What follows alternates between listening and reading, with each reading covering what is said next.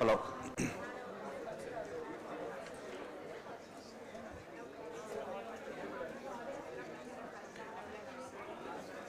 Okay. Good afternoon. How are you guys doing? Okay. Let's continue with marriage, right? So in the previous class, we have classified different types. We have defined marriage, or we have tried to give a universal definition of marriage. Then we discussed yesterday the marriage regulation, right? What are the rules, laws prevalent in different society with respect to marriage. Some are prescribed, some are preferred, some are proscribed or condemned. It is not allowed. Okay. So that is, under that we will be studying incest taboo. Okay.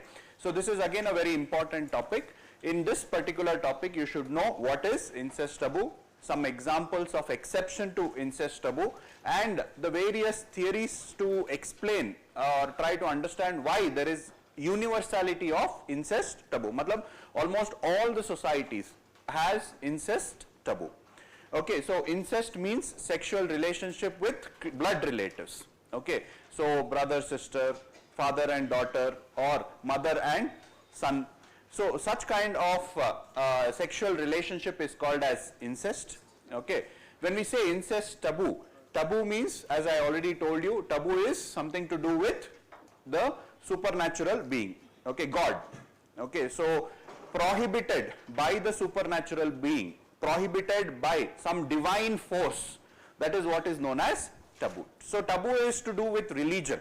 Okay, it is to do with supernatural being. Anything which is prohibited because you fear the supernatural being, that is known as taboo. Yes or no? So vegetarians don't eat non-veg because they believe that it is going to cause harm to them, or their gods are going to be angry with them. Muslims do not eat pig. Hindus don't eat cow. Okay, because it is taboo.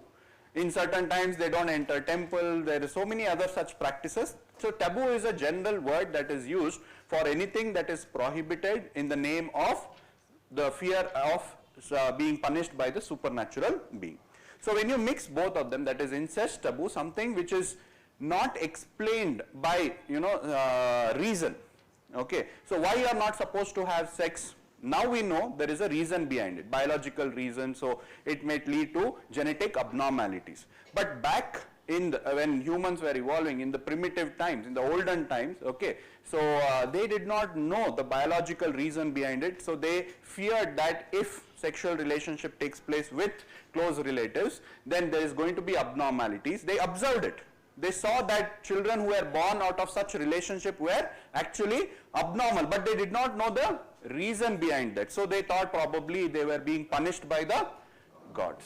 So that is where this concept of incest taboo, probably that could be the origin of this incest taboo. So incest taboo is a sexual relationship with blood relatives, okay, is known as incest taboo. It is prohibited across all society. It is universal, almost universal, with very few exceptions. For example, the royal families of the Egypt or Inca dynasty. So only the royals used to have this kind of relationship, but others were not allowed to have such relationship. The royals considered themselves to be God. In Egypt, okay, the pharaoh, the king of Egypt, they themselves considered they were gods. So they could not have sexual relationship with others because others were commoners, others were humans. Okay, they were God. So only because of that purpose, to maintain the purity, okay, to maintain the purity, it was followed over there, but nowhere else. In almost all society, what has been observed by anthropologists, they find that it is universally a taboo. Okay, it is universal. Further, we have mentioned it under rules of marriage regulation, marriage regulation. We have mentioned it under marriage regulation, but even though we have mentioned it from academic point of view or from the syllabus point of view, it is not a rule of marriage. It is a rule of prohibition. It is telling you what not to do. See, rule means you are, whatever we have discussed, the prescriptive and preferential marriage, it is telling you whom to marry. Correct, no? So you are, they are telling you marry within the group, or they are telling you marry outside the group, or they are telling you you know, you are supposed to do this, etc. So there it is a prescriptive, you are prescribing, but this is rule of prohibition of sexual relationship. Per se, it's not a rule of marriage. Okay, it's a misnomer that we have put it under that because it's in the syllabus, but otherwise when you are writing answer for incest taboo, you will say it is not a rule of marriage, rather it is a rule of prohibition of sexual relationship between close relatives. Okay, since it is associated with sense of natural fear, it is called as taboo. Now there are various explanations as to why there is universality of incest taboo. Several anthropologists have tried to come up with theories. One of the theories to explain incest taboo is childhood familiarity theory. So Westermarck says that if people grow together in the same family at the same time, they see them grow, they are not sexually interested with each other. When brothers and sisters grow with each other from the young age, they have played and you have grown up together, so there is no sexual interest with each other. Okay, so that is why there is no interest between them, so therefore it is prohibited. Therefore we have incest taboo. They give several examples to justify this point. For example, kibbutz. Where is a kibbutz? In Israel, right? So kibbutz is like this dormitory where all the children grow together. Okay, so anthropologists have observed that people, the children who grow up in kibbutz, when they become adult, they are not sexually interested with each other. They don't like each other sexually. Okay, because obviously like a brother and sister, they have grown together.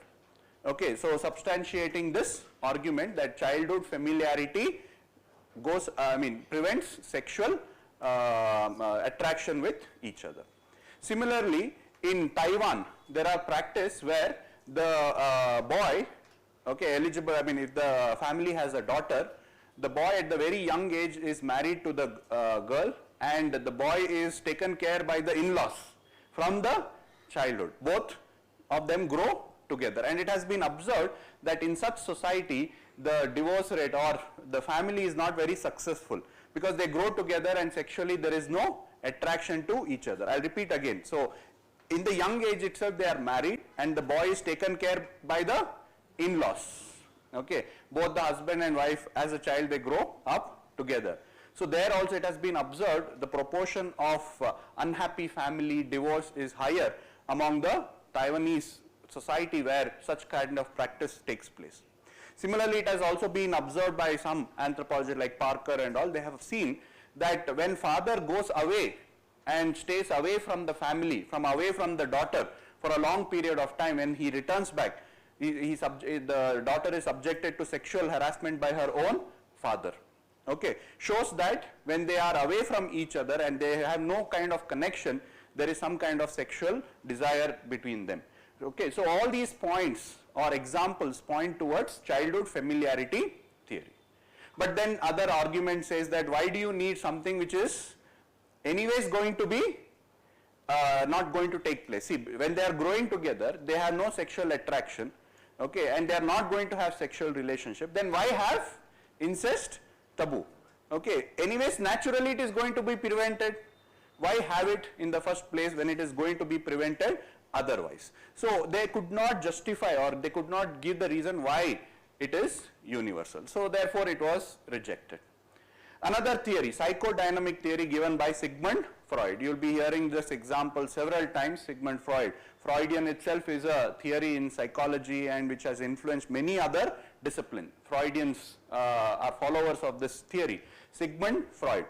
So his theory is this, that there is always an inner desire in the children to have sexual relationship, or there is some kind of an attraction, sexual attraction between the children and their parents. Like the son wants to have sexual relationship or is attracted to his mother, okay, and the daughter is attracted towards the father. Okay, so there is an inner desire within everybody. That's what he says, that there is an inner desire within every child, okay, to have some kind of an attraction from the opposite sex parent. Okay, the son wants to have relationship with mother, the daughter wants to have relationship with father. So this, if it is allowed to take place, it is going to be disruptive for the family. Because if there is sexual rivalry within the family, it is going to disrupt the family. So therefore, in order to prevent this unconscious and unacceptable desire, did you understand? Unacceptable, okay, and unconscious, it's not conscious. Unconsciously, everybody feels an attraction towards the parents. So to suppress that, the society had to devise an institute, or they had to devise something to prevent this kind of unconscious desire, and therefore there is incest taboo.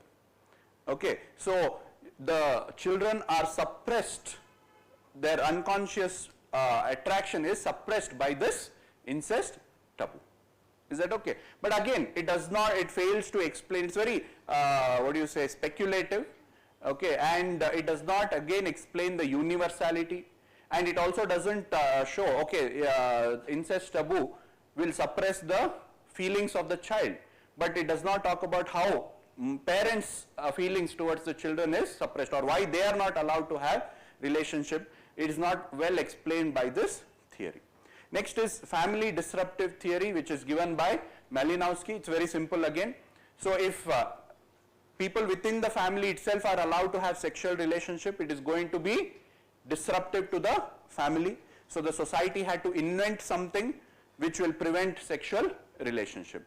Okay, so therefore this theory says that to prevent family disruption, incest taboo is there. But again, the criticism of this theory is, why not have some other institution, why not have some other mechanism to prevent this? Why only incest taboo was not clearly explained? And the other reason is, see, for example, among the Egyptians, among the Incas, brother-sister marriage was actually promoted in order to unite the family. Okay, I told you examples where it is allowed. Egyptian, Incas, brother-sisters were allowed to strengthen the family bond. If they are married, their bond will be more stronger. So it goes against this principle. What did I tell you? Family disruption. So if they get married, if there is sexual competition within the family, if brother, sister, mother and all they want to have relation with each other, it is going to disrupt the family. In order to bring the family together, there should not be sexual attraction. Okay, so therefore that is family disruption theory. But the counter argument is what? Brother-sister relationship will actually bring them more closer. It will unite the family even much more stronger. So therefore again this theory also fails to explain the universality of the idea of incest taboo. Next one is cooperation theory. This goes a little bit opposite. Okay, so it says that if within a group everybody starts marrying within the group, okay, there will be no cooperation with another group. So let's say there are two groups, A and B. Only if there is exchange of groom or bride between the two groups, they will come together. So that is what is known as cooperation theory or alliance theory. So marriage brings two groups together. So in a society, marriage is a way to bring them together. So we had to prevent marriage within the group. So incest taboo prevents marriage within the group. So therefore they will look for bride or groom outside the group. Therefore there is exchange of bride or groom, bringing the two groups together and knitting the society together. That is cooperation theory given by Tyler, Levi-Strauss. Levi-Strauss says, okay, that alliance is the first exchange that took place between groups in a society, because there was nothing to exchange.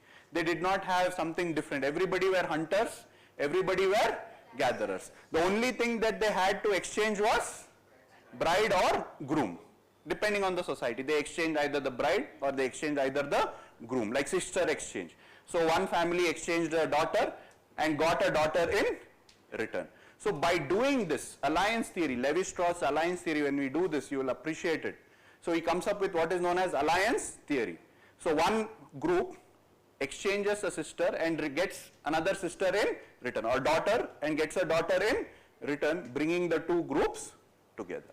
But again, many anthropologists do not accept this, because they say that society can have other mechanism to bring people together. Incest taboo alone cannot be justified cannot be justified by this theory. And last one is inbreeding theory, which is accepted probably by a larger group of people. So inbreeding theory says, so biologically we now know that if marriage or sexual relationship takes place within close blood relatives, the chances of genetic abnormalities is higher. Okay, later I will tell you, because it leads to homogeneity and it leads to expression of genes, abnormal genes and all that. I will explain later. But if they get married with close relatives, okay, the chances of genetic abnormalities is greater. Okay, this even in the primitive, even among the primitive people, they knew it, that if you marry within close relatives, some abnormalities will happen, but they did not know why. They did not know why. So inbreeding theory, supported by many anthropologists like Raymond Firth, William Durham, Ember, so all of them accept this inbreeding theory because they have found in many society they call this close relatives having sexual relationship as taboo. Whatever is the local name, they call it as taboo, prohibited by God. Okay, so in some of the tribe it is called as Mara, this incest taboo. Their local name is called as Mara, means barrenness. Barrenness means not having child. So if you marry with each other, close relatives, you are going to not have children, or you are going to have abnormal children. So the local name was there, but they did not know why. So probably it was because they had some belief that they were being punished by the God for marrying within each other. So in almost all society it is considered as a curse. If you marry close relatives, it's a curse and you will be having abnormal child. But what is the reason, they did not know, hence they called it as taboo. So in all the society they have found this, so probably many today accept this inbreeding theory as more acceptable to explain incest taboo.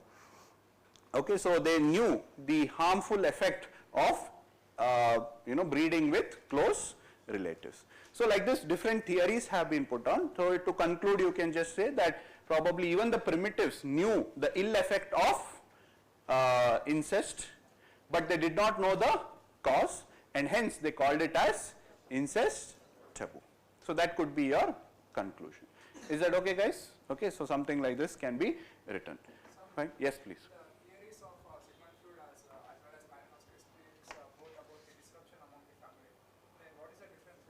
So this is basically doesn't talk about the psychological aspect of it. Okay, Sigmund Freud's is mainly psychological. His theory is mainly psychological, inner unconscious feeling. But this is more practical. Okay, it is functional theory. Malinowski's is functional theory, which says that it is utility. I'll repeat again. See, this says it is very practical theory. Which one? Family disruption theory by Malinowski is a practical theory which says that if you have relationship with close relatives, then it is going to be disruptive. Whereas here it is saying that you have a psychological feeling within yourself. To suppress that, there is incest taboo. Okay, so that is the difference. But yes, the premise is same. So that unconscious feeling is going to affect the integrity of the family is our interpretation. But people have that unconscious feeling. To suppress that, they needed something. That vulgar, undesirable, unacceptable feeling. To suppress that, you're like, oh no, if I do this, like let's say you want to copy in the exam. Okay, but you have that urge. Let's say you want to stop it. Then you'll say, oh, God is watching. If nobody is watching, God is watching, something like that. So you have that urge. So it's a huge, it's itself a sub-discipline within psychology. We just used 4 or 5 lines to explain that. But over there, studies have been shown, or children has that kind of possessiveness over the parents, which manifest in the form of sexual desire. So even girls, they try to look. For example, from their father figure, they always look for a father figure when there is no father, and that expressed in the form of sexual desire towards men who look like their father. So all that studies have been done. Okay, I mean that is beyond the scope of our class. So this is psychological. This is functional theory. Is that okay? I mean, as we discuss more about these things, you will get more clarity. I mean, it is difficult to explain everything in one class. See, functional theory of Malinowski itself is a 20, 30 marks question, right? Fine. Anything else? Anything else? So, we will write down.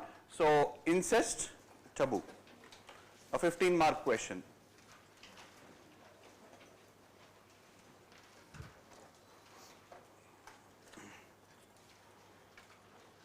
Incest means sexual relationship between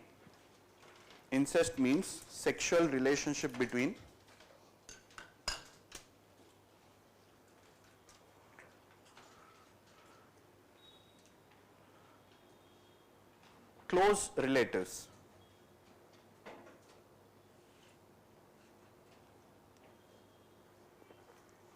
Example, father, daughter, mother, son, brother, sister.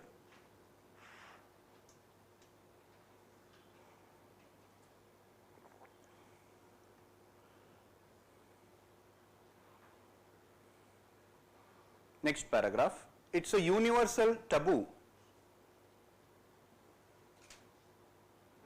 It's a universal taboo with few exceptions.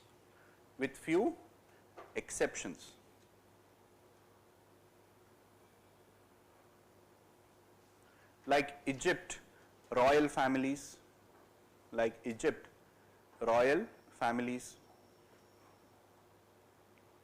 Hawaiian royal family, Incan royal family, Hawaiian, Egyptian, Inca, Hawaiian, Egyptian royal families.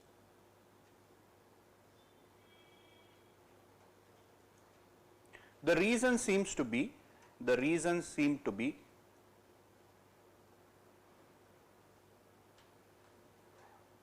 partly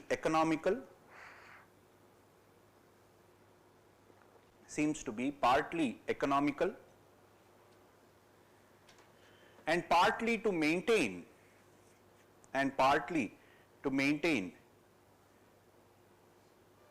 purity of line.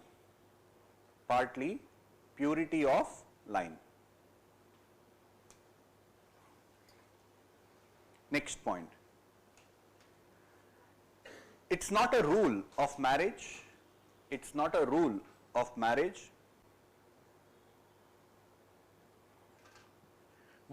of prohibition.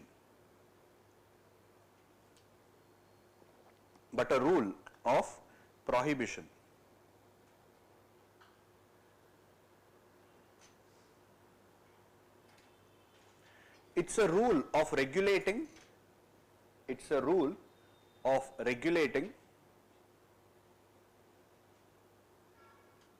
sexual relationship.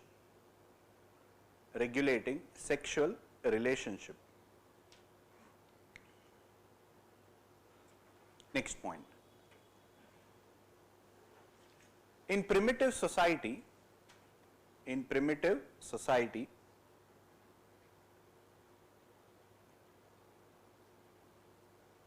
it's associated with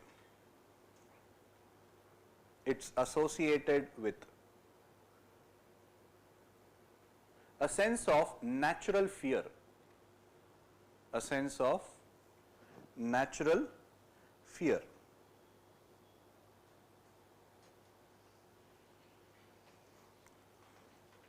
It's a prohibitive rule.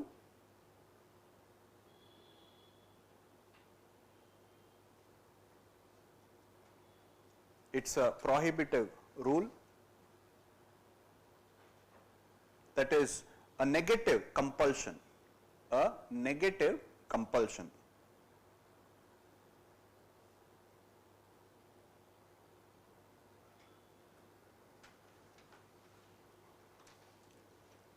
This compulsion is related to this compulsion is related to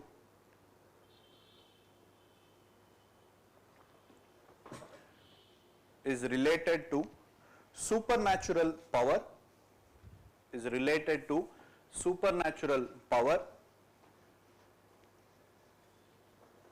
and hence called taboo, and hence called taboo.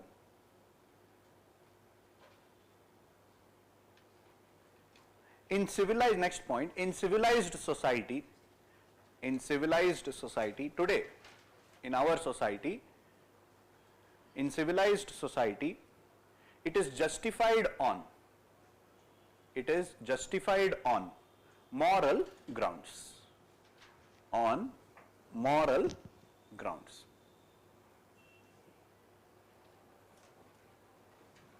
Okay, theories, next give the subheading, theories explaining incest taboo. First one, childhood familiarity theory by Edward Westermarck. Childhood familiarity theory by Edward Westermarck.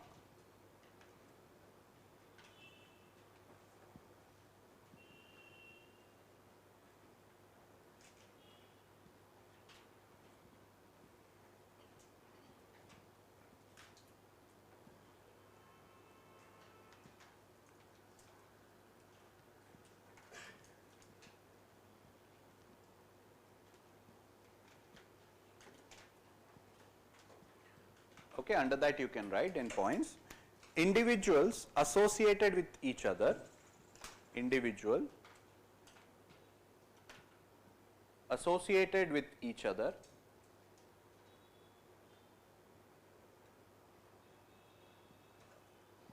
since childhood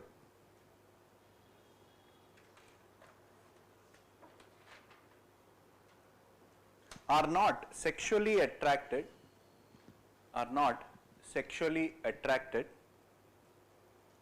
to each other.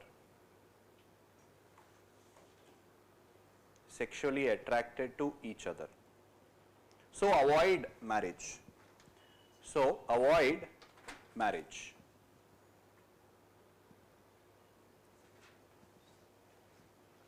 Example, in kibbutz,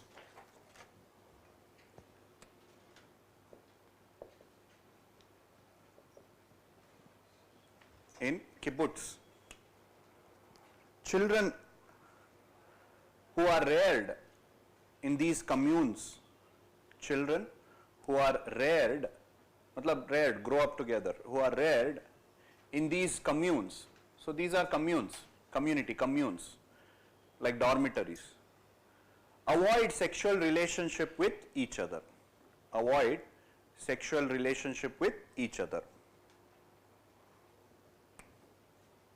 Bracket, you can write study by Arthur Wolf.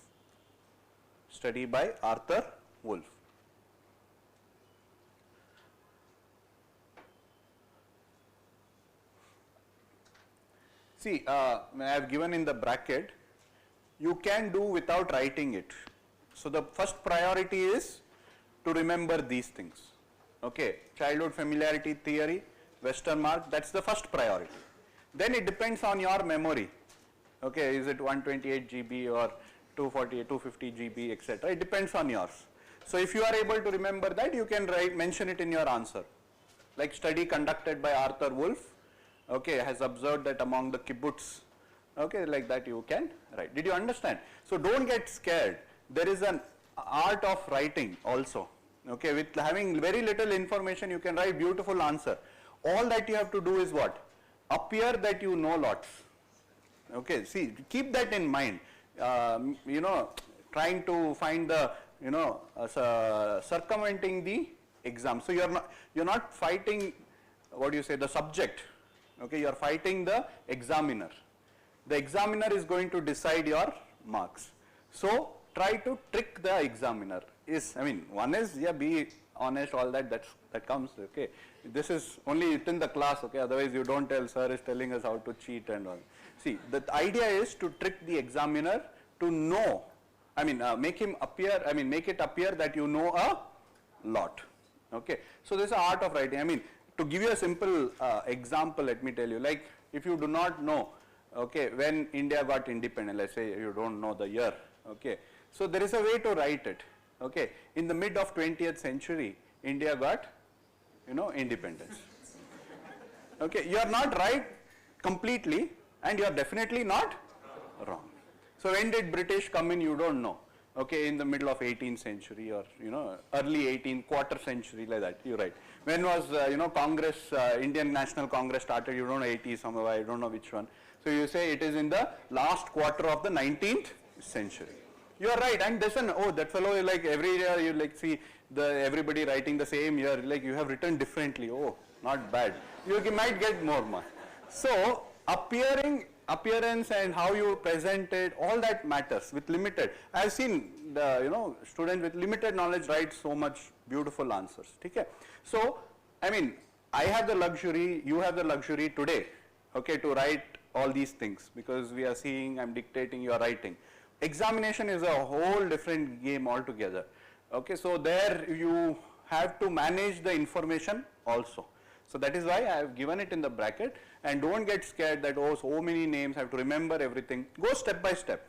So once you are familiar with these names, then you can go on with these. These anyways you will be repeatedly reading several times. It will come, see now kibbutz you already know, Nayars you already know, okay, Todas by today you will, be comfortable. Like that, every day when you are getting familiar with somebody, see your friends, you met them today, I mean like a few weeks back, you didn't know their names. In another 2 months, okay, their names will be, correct, no, you will remember it. Same way, here these are your new friends, okay, by some few days you will get familiar. Don't get worried, there are hardly around 40-50 names that you might have to remember, okay. Next, similarly, another example you can give. Among the Chinese in Taiwan,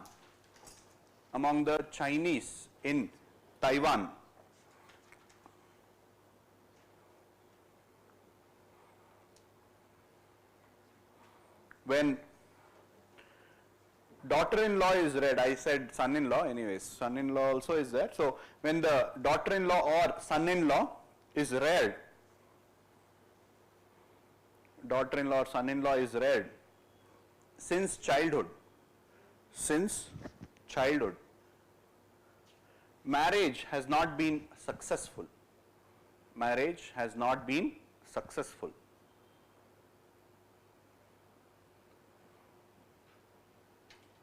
Next point, studies also suggest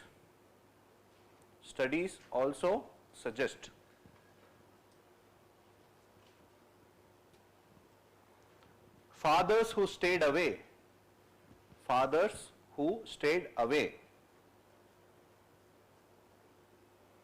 from home,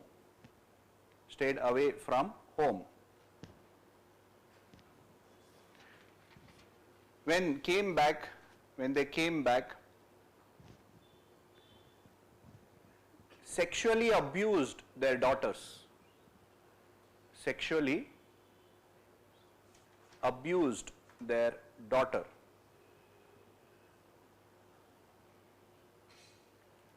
In bracket you can write study by Hilda,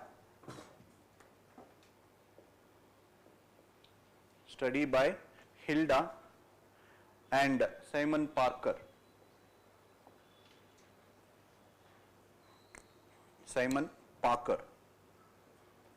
Close the bracket. Criticism. Next point under that, criticism of this. Why society had to prohibit marriage? Why society had to prohibit marriage?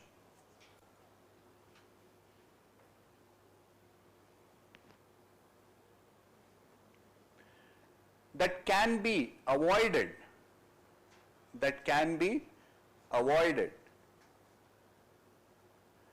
Because of disinterest. Did you understand? See, why have a rule when it is naturally being avoided? Yes, so why have a rule, okay, when it is going to be naturally avoided due to disinterest? The next criticism, I did not mention that. See, why not have similar incest taboo for cousins marriage? Correct, no? In many society, cousin marriage is preferred. Yes, cousin marriage is preferred. But in primitive society, in a joint family, in an extended family, the cousins also grow up together.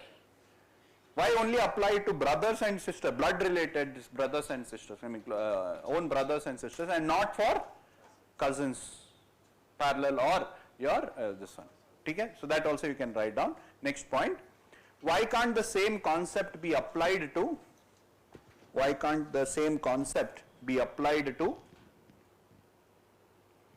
cousin marriage?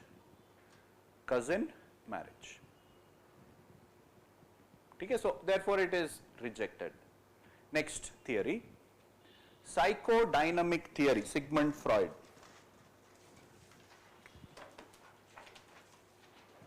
Sigmund Freud, psychodynamic theory.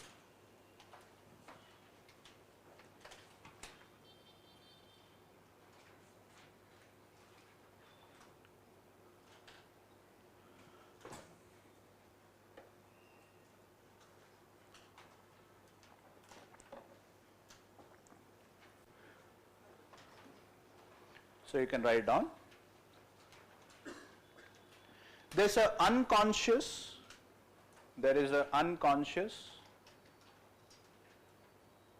and unaccepted desire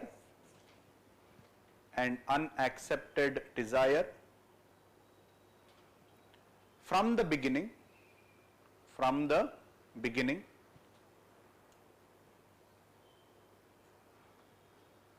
between father and daughter,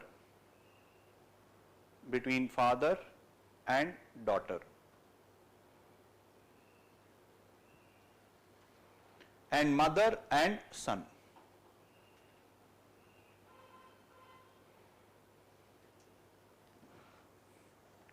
This results in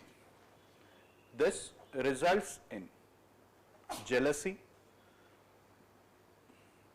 This results in jealousy and hostility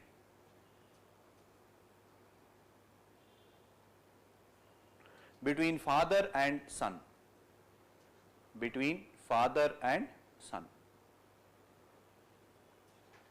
Usually the thought is renounced.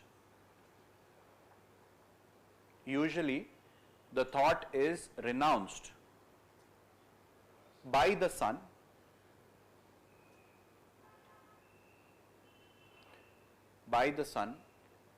as he cannot retaliate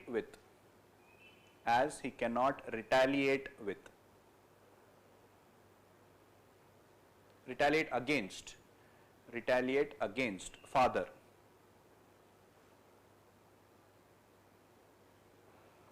Such a feeling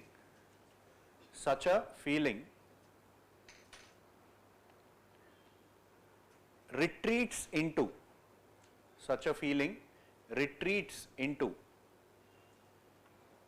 subconscious.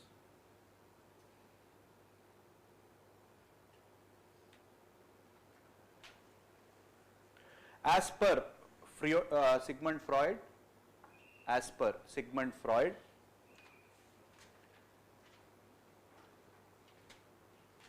incest taboo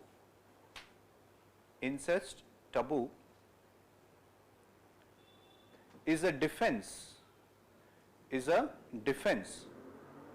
against unconscious impulse.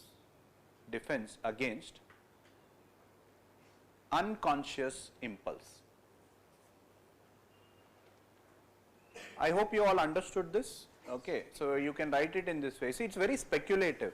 Later again we will be discussing these this theory little bit more in religion and all that. So he says there's a story like kind of a thing where the son is attracted towards the mother, okay, but because of the fear of father, father is more powerful, is more powerful than the son. So because of that fear, he will not retaliate against the father.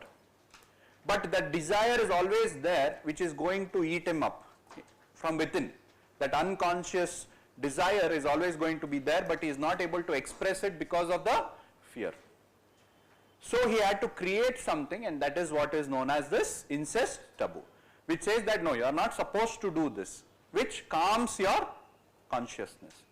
Otherwise it will explode. Did you understand? If you, some undesired feeling is there which is not being met, all of you might have felt that for anything, chocolates or that, this, anything, you want to lose weight and you see chocolate, you know, and you want to eat it, that consciousness, how do you try to defend it? No, I might get diabetes, I might get, so you are trying to do something to suppress it. The same way he says, unconsciously everybody has that sexual desire towards parents. To suppress that, they had to come up with something, and that something is this incest taboo. Okay. Criticism, very speculative. Criticism, very speculative.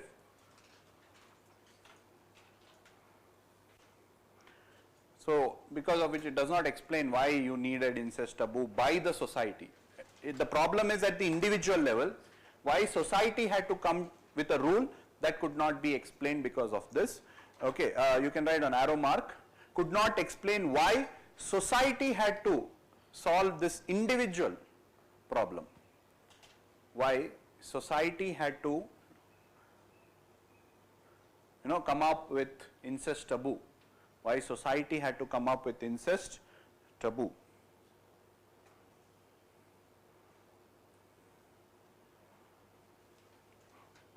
Second,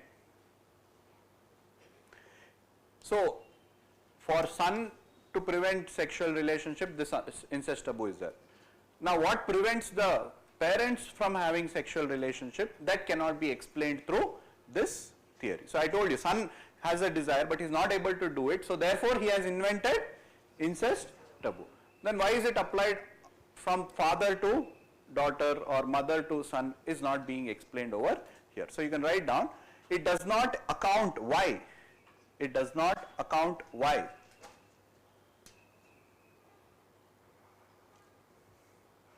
Parents should not be interested. Why? Parents should not be interested in committing incest with children. Committing incest with children.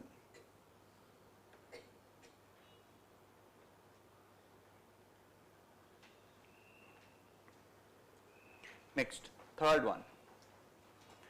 Family disruption theory by Malinowski. Family disruption theory by Malinowski.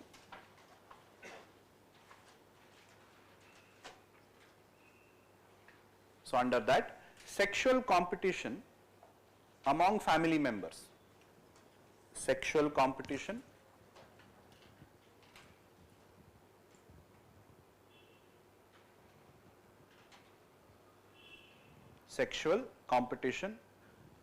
among family members,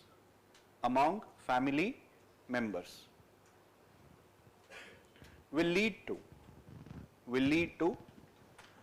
rivalry and tension,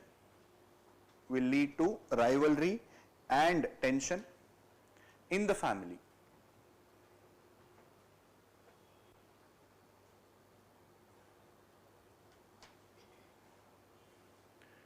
This in turn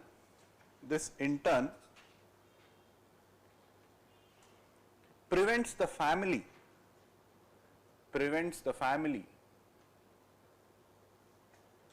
to function as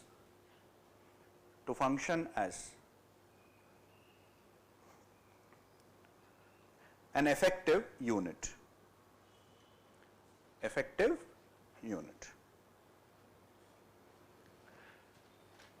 Thus, to curtail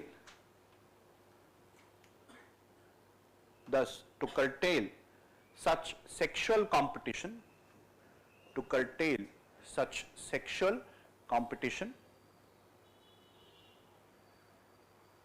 within family,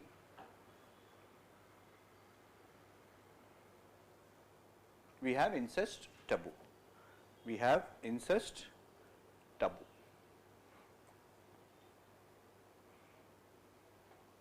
criticism. Society could have had other rules. Society could have had other rules.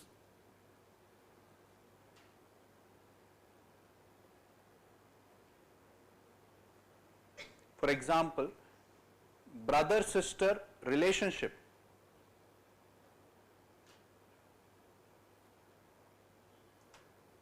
Brother-sister relationship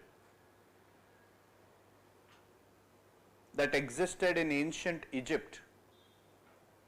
That existed in ancient Egypt was not disruptive. Was not disruptive.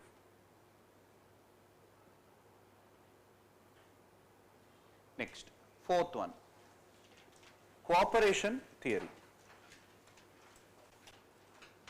by Tyler and Levi-Strauss.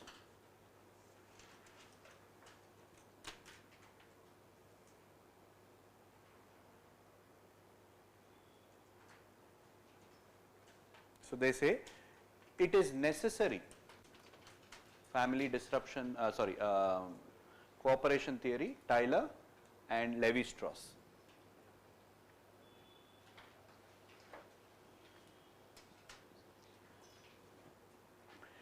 It is necessary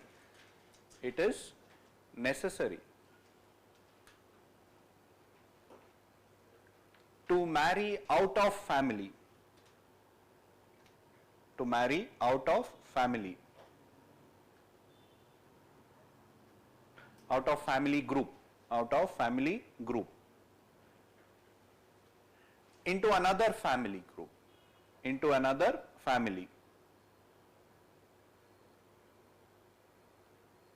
so as to reduce conflict,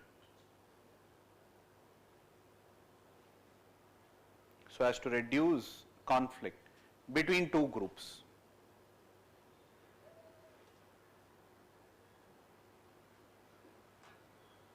Further, primitive society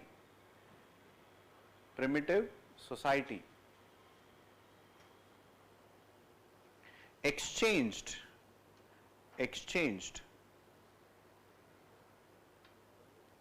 women/men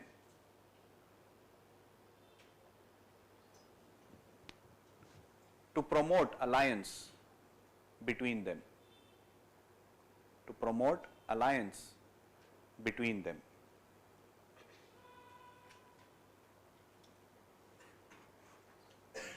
Example, hunting and gathering tribes had to make a choice.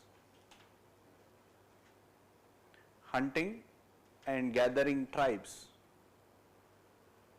had to make a choice.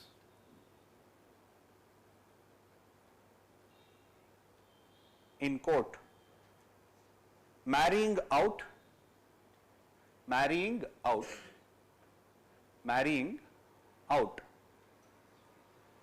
or killed out. So you either marry out or you get killed, because you are numerically become smaller and smaller. So you create more alliance network, you survive. Marrying out or killed out. Close the quote. Criticism.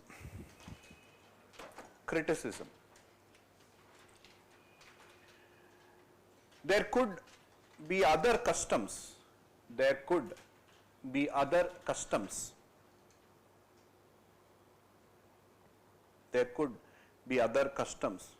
To promote alliance.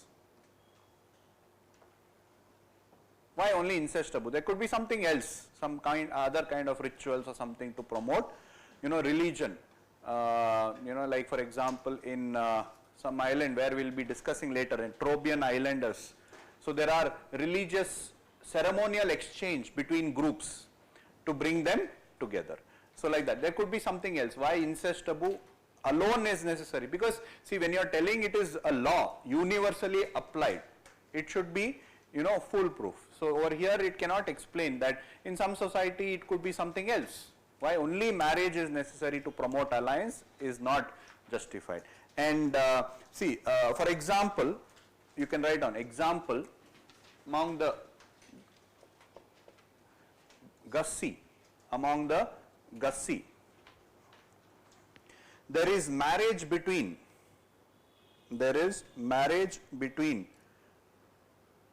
groups,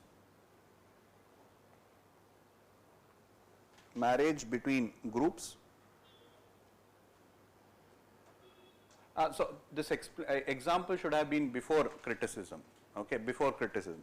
Gussi, okay, where marriage is held, there is marriage between groups which are hostile. Marriage between groups which are hostile. Just make that change, no? Gussi, where marriage takes place between hostile groups. Before criticism. So it's an argument in favor of cooperative theory. So criticism is that there could be other customs, okay, and therefore cannot explain the universality of incest taboo. Next, last one, inbreeding theory. Last one, inbreeding theory.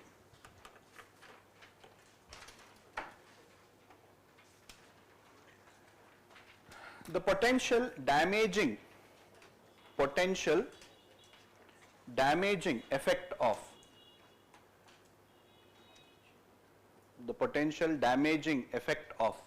inbreeding, breeding within a group, inbreeding.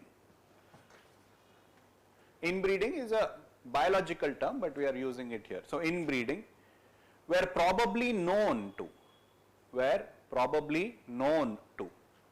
early humans. Probably known to early human. Even though they did not have scientific understanding. Even though they did not have scientific understanding about it.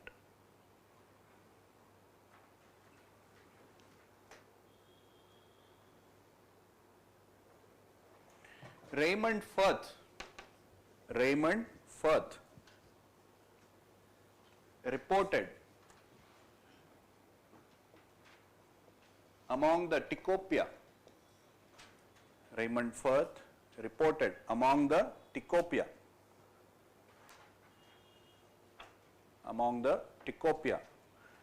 who lived in South Pacific,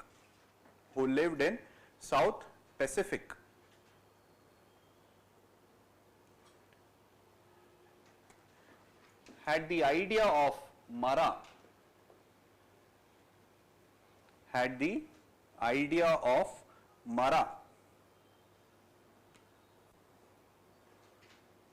which meant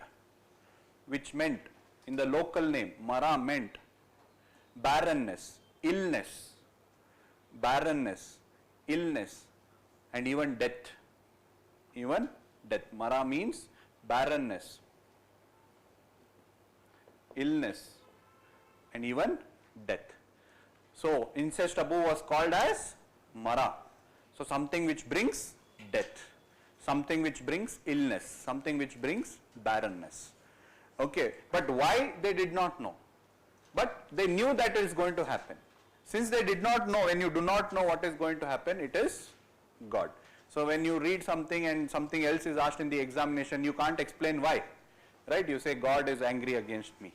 So you pay another 100 rupees, okay, for better questions next time, correct? So something like that. Okay.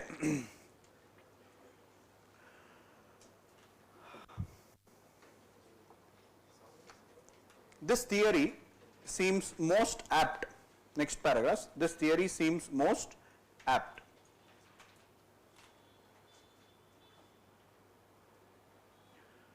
As other mechanism, this theory seems most apt. Apt. Apt. More apt. Full stop. Okay. Ember concludes.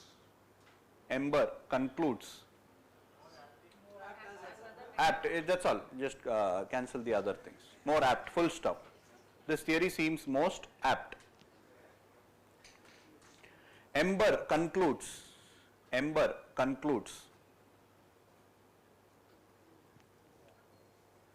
the widely well known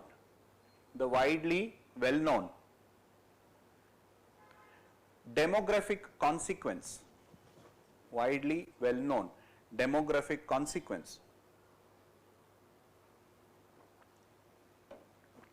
might have led to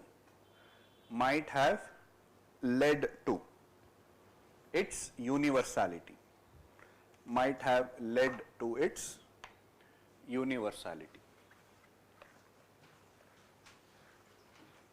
All right, understood? So this is incest taboo, a 10 marker, 15 marker, 10, 15 marker can be asked. What is it? Okay, what are the features of it? It's universal, it's a rule of prohibition. There is a sense of natural fear and hence associated with supernatural being and hence called as taboo. Theory, childhood familiarity, those who grow with each other, not sexually attracted. Psychodynamic, to suppress a reaction against unconscious feeling. Family disruption theory, to prevent sexual competition within the family. Cooperation, to promote alliance with another group. And lastly, harmful effect of inbreeding, though did not know the cause and hence put it on supernatural being. Is that okay, guys? Fine. So next is types of marriage. In terms of structure, so we can classify marriage in different ways. On the basis of rules and regulation, we can call it preferential, proscriptive, like that. On the basis of structure, okay, on the basis of the structure of the marriage, alliance or family, we can classify marriage into different types. Monogamy, polygamy, okay, group marriage, like that. Is that okay? Did you get the picture? So depending on what is being asked, classify marriage, okay. It can be classified on the basis of rules. It can be classified on the basis of structure. It can be classified on the basis of how marriage takes place, which we'll be discussing next if they ask. Okay. So types of marriage based on the structure, that means how many individuals are involved in marriage. Okay. You can classify marriage into monogamy, polygamy and group marriage. These are three, and then other rare type of marriages later on. So monogamy means what? Mono, one, and gamy. So matlab you have one husband and one wife. So very simple diagram also like this, right? So mainly in monetized economy, civilized societies, is what is the argument.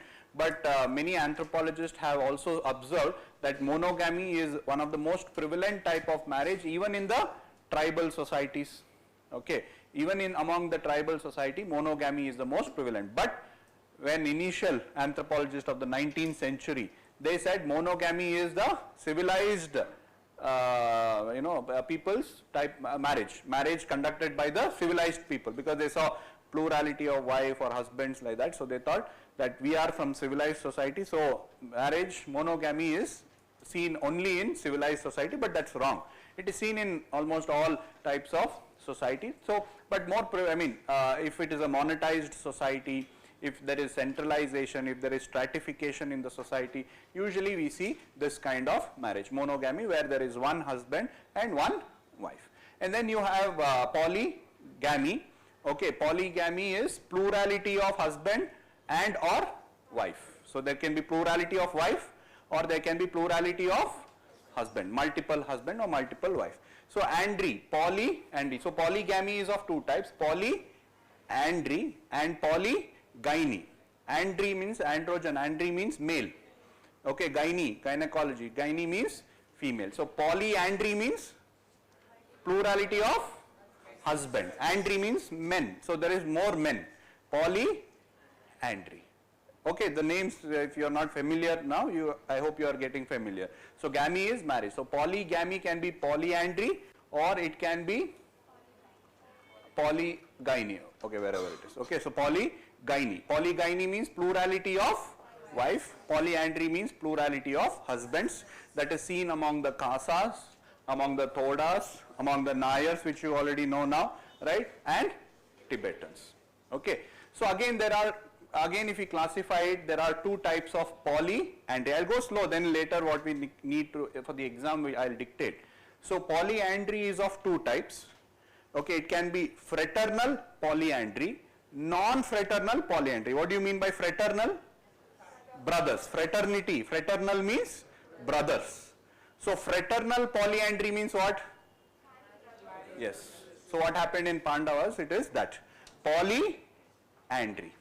So you have one wife and plurality of husband, but the husbands are all brothers. So that is fraternal polyandry. So fraternal polyandry is seen among the Khasa, okay, among the Khasas. See, there are two tribes, Khasa and Khasis. Okay, they are two different. Don't get confused. Khasa and Khasi. Okay, so so Khasas are also called as Jaunsari tribes. They are in Uttarakhand. Okay, so they are found in the Uttarakhand, Kashmir, Nepal, in Himalayan region. So they are the Khasas. Okay, so they are fraternal polyandry, means all the brothers marry one person. Okay, so it is an Indo-Aryan race studied by Majumdar. I am just giving you an idea so that every day one tribe you add to your memory. Okay, so with addition to multiple wives, it's called as polygynandry. We'll come to that later. Okay, leave this. So endogamous, village exogamous. So there also you can write the example. Yesterday's topic also you can write. So it is a village exogamous, okay, and tribe endogamous. That means they don't marry outside their tribe. They all marry within Khasa. There is tribal endogamy. Khasis are different. So Khasa is different, Khasi is different. I've seen students write mix and match, right? So Khasis are in the northeast, Jaintia hills. If you've seen geography, Khasi and Jaintia and all that, right? So that is there. Khasi and Jaintia hills. They are matrilineal. Females are more dominant because it's a horticulture kind of society. See, again there is a reason why it is patrilineal, why it is I'm jumping ahead again. It is very scientific. Anthropology is very scientific in that respect. So if male are contributing more in an economy, it will be a patrilineal, like agriculture society, hunting and gathering society. Male contribute more, so it is patrilineal. If female contribute more to the society, it will be matrilineal. In Kasi, it is a horticulture society. In horticulture, you need nimble hands, small, fine hands, like flowers, fruits and all that. Men have big hands, so they don't have, they have strong, but they don't have. So if you want to pluck flowers or small berries and things, mushrooms, things like that, you need, something like that. That's the idea. So horticulture society is usually matrilineal. Agriculture, hunting and gathering is patrilineal. Anyway, so that is about the Khasas. Thodas are in the Nilgiri hills. Okay, they are in the Nilgiri hills. Okay, so they are mainly buffalo herders. So buffalo is considered very sacred among the Thodas. So if you look at this picture over here, it is a temple dedicated to the buffalo. So they have certain rituals. There is a priest or a religious figure among the Thodas. Okay, so after first bowl of milk is given to him and he takes it into the temple, nobody other than him is allowed into the temple. So the buffalo is considered very sacred. It's a totem in among the Thodas of Nilgiris. Anyway, so those are some ideas about that. Now coming back to this one. So fraternal polyandry seen among the Khasas. Non-fraternal seen among the Thodas, Nayars. Nayars also you have seen visiting husbands. They are not related to each other. Okay? So that is mainly two types of this one. Now what could be the cause? Why do you see polyandry? Females are less. Men are more. Where do you see polygyny? Where female is more. If you see the Middle East, the Arab world, okay, you find polygyny.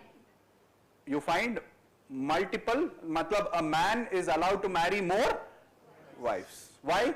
Because females are More in number. Why there is more in number over there? Yes, so they are always involved in war. So they are nomadic, pastoral society, the constant raid and constant war. Men are involved in war, so the death rate or there is more men who die. So there is shortage of men, more women. So here there is shortage of women. Shortage of women. Why there is shortage of women? What could be the reason? Female infanticide. So like among the Todas, for ritual purpose, they used to conduct female infanticide. So what has happened today is that this female infanticide has actually reduced. Okay, so and the population has increased. So there is practice of polyandry, but the female population has increased. So there is a provision. Now they change the rule, no? You know, whenever there is, they change the rule. Okay, you can bring in one more wife. So there is plurality of husband, that was the norm, and now they added one more wife. Okay, so it became what? Polyandry plus polygyny. Read it together, polygynandry, which is nothing but group marriage, which we'll discuss later. Same way in fraternal also, fraternal polyandry, all the brothers got married, okay, to the same person. Now there is a provision, after some time they will add one more person into the family. One more female is allowed into the family, again becoming a polygynandry. Okay, anyway, so that's another cause. Another cause is among the Tibetans and some Ladakhi areas and all, you see polyandry because of poverty. There is shortage of land, okay, over there. Because there is shortage of land, it's an adaptive mechanism to have less number of children. So polyandry will lead to less number of children. I explained to you, the opposite happens in polygyny. In Middle East and all, they want more number of children because they are going in war, they need more children. More children means more power. So polygyny means one man and multiple wives. Wife 1, wife 2, wife 3. So he can, you know, get all the wives pregnant at the same time. So within 1 year he will have 10 children. Very quick it is. Correct. Now, so you want 10 children, marry 10 people and have 10 children by the end of the year. You understood? The same thing is opposite over here. You want less number of children. So one wife will have 10 husbands. She can get pregnant only once. So 10 men, okay, will take 10 years to have one children. Did you understand? So among these societies where there is less shortage of land, too much pressure, population pressure, this kind of marriage practice is adaptive so that there will be less number of children. Okay. So that could be the cause. And among the Nayars, so you know among the Nayars, so I told you yesterday, Nayars are basically Kshatriyas, warring community. So they go on war. So once after marriage, the men goes for war. So women are allowed then to have relationship with other men to reproduce. Otherwise men, they go off for a couple of years. The wife will not have anybody to have children with. So as an adaptive mechanism, whoever is available, they can have children with that person. Okay, something like that. Okay, so that is about this. Similar, I mean, just a case study later you can write. In Travancore, fraternal polyandry is practiced in many tribes like Irava, Kaniyan, Vellan, Asari, etc. If you can remember, these are all secondary points that you can write down. Okay, so that is this one. Next is polygyny. Polygyny, some examples of polygyny. So Nagas, okay, Morocco region, Morocco Muslims, or in the Arab world you have polygyny. Okay, so in polygyny also there is a more common form of polygyny which is called as bigyny. Okay, which is called as bigyny or bigamy. Bigyny, matlab two wife. Two wife is more common. Okay, two wife is more common, but still it comes under polygyny. So they can have more, right? More you can have. So you want a more adventurous life, so you can have more number of marriage. Okay, so like this. So it is bigyny or bigamy, having two wives. It's more common among our tribe like Nagas, okay, Baigas, Gonds, Santals, Oravans. So all of them practice bigamy, okay, marrying two people. Okay, bigamy is more common. So the reason why you have polygyny, one we have already discussed now. Okay, we want to have more number of children. If it is a warring community, etc., more number of children, more prestige. Okay, having more wife is more prestigious. Okay, having more children is more powerful. They seem that a person like a chief will have 10 wives. Why? Because he will have 20 children. So his power will increase as he has. So it is usually seen if you society which promotes power, which is a warring community, they have more children, and having polygyny is more advantageous among them. Okay, so that is another example and another reason. So Ember says, so what happens is, like, let's say men in a patriarchal society or patrilineal society, it's everything about men, right? So women are not thought about, so everything is about men. So once his wife becomes pregnant, okay, and then lactation, so for at least 2-3 years he will not be able to bear another child from that woman. Yes or no? Okay, so during pregnancy, okay, and lactating is a natural contraceptive. For at least 6 to 1 year they will not be able to reduce. Hormonally they will not be able to reproduce. So therefore for at least 2 years to 3 years his wife is not going to produce another child. But if he wants child, okay, so during this postpartum, after childbirth, there are many society which prohibit sex with your wife. So he will get bored, so therefore he will get married again. So chiefs and others, so because of such kind of taboo, it is seen in Hausa tribe as observed by Ember, where there is postpartum sex taboo. So the chiefs and powerful persons, because they are not able to have relationship with their wife, will marry somebody else. Okay, so that is there. Then again here also it can be sororal polygamy and non-sororal. What do you mean by this? Sororal means sisters. So marrying all the sisters is sororal, seen among the Crow Red Indians. Non-sororal, seen among the African Tonga community. So like this, these are some examples which you will write. Some theories also, same thing what we have discussed. So having more power. Philip and Janet says that they want more power, they will have more children by practicing polygyny. In South Africa, Connie Anderson has observed, it's very funny. So he has observed that once the wife, the first wife, okay, so she would want, help in her domestic work. So she will force her husband to get married to somebody else so that the domestic work can be divided between them. So maid and all is difficult. No. So ask your husband to get married so that you can get a lifetime free maid. Something like that. That is seen in South Africa. Okay. So similarly, Ralph Linton says it's a primate urge within us. Primates want to have more variety in life, have more mate. Okay, they want more mate. That primate urge is there still in our self. So men want to marry more. Okay, so that could be another theory to explain why polygyny is more common. Polygyny is more common compared to polyandry. Okay, so we'll write down these points, some of these points, and then we'll continue. Types of marriage. So now that we are doing these things, these are very interesting topics. It's nice to read and all that. But again, keep in mind the examination. So all the stories what you are reading, laughing, and all that, that is something which you will remember, correct? Okay, it's not very difficult. No. But what won't you remember? Now you are understanding when I tell you what to do with micro notes. Yes, what are you going to write? You are going to write these names, right? So if you have this as a micro notes, don't you think you can write everything about incest taboo now?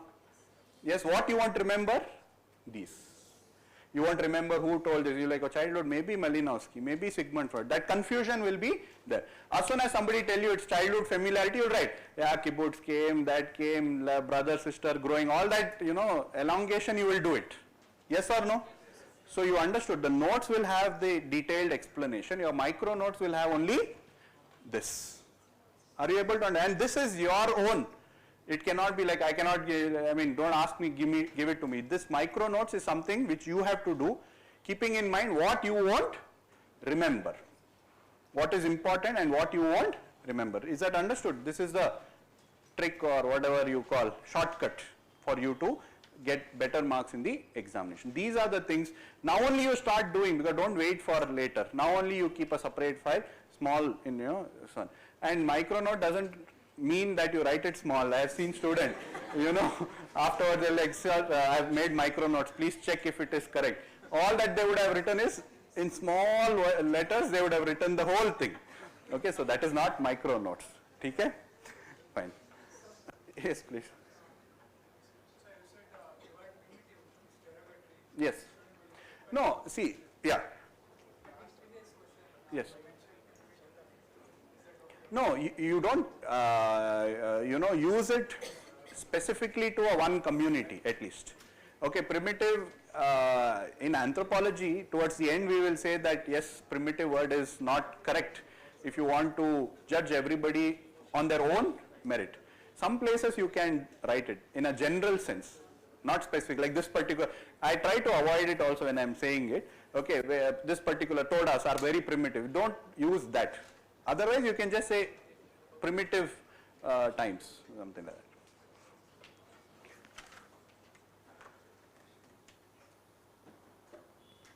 Screen is very bright. Okay. Yeah, in your device you can reduce the brightness. No, they replied, I didn't check that. Why are the women commodified? Why are the women commodified in tribal society? I don't think women are commodified in tribal society as such, but we, looking at it from our angle, we feel that it is being commodified. See, for example, bride wealth and bride price. You remember I told you bride price. Opposite of dowry is bride wealth. So initially the old word of bride wealth was bride price. Then anthropologists had termed that word. Anthropologists had termed the word bride price. They themselves felt it is derogatory, so they changed it to bride wealth. Tribals did not tell it is bride price or bride wealth. Who gave that word? We. Initially we said it is bride price. So now you can see the difference, bride price and bride wealth.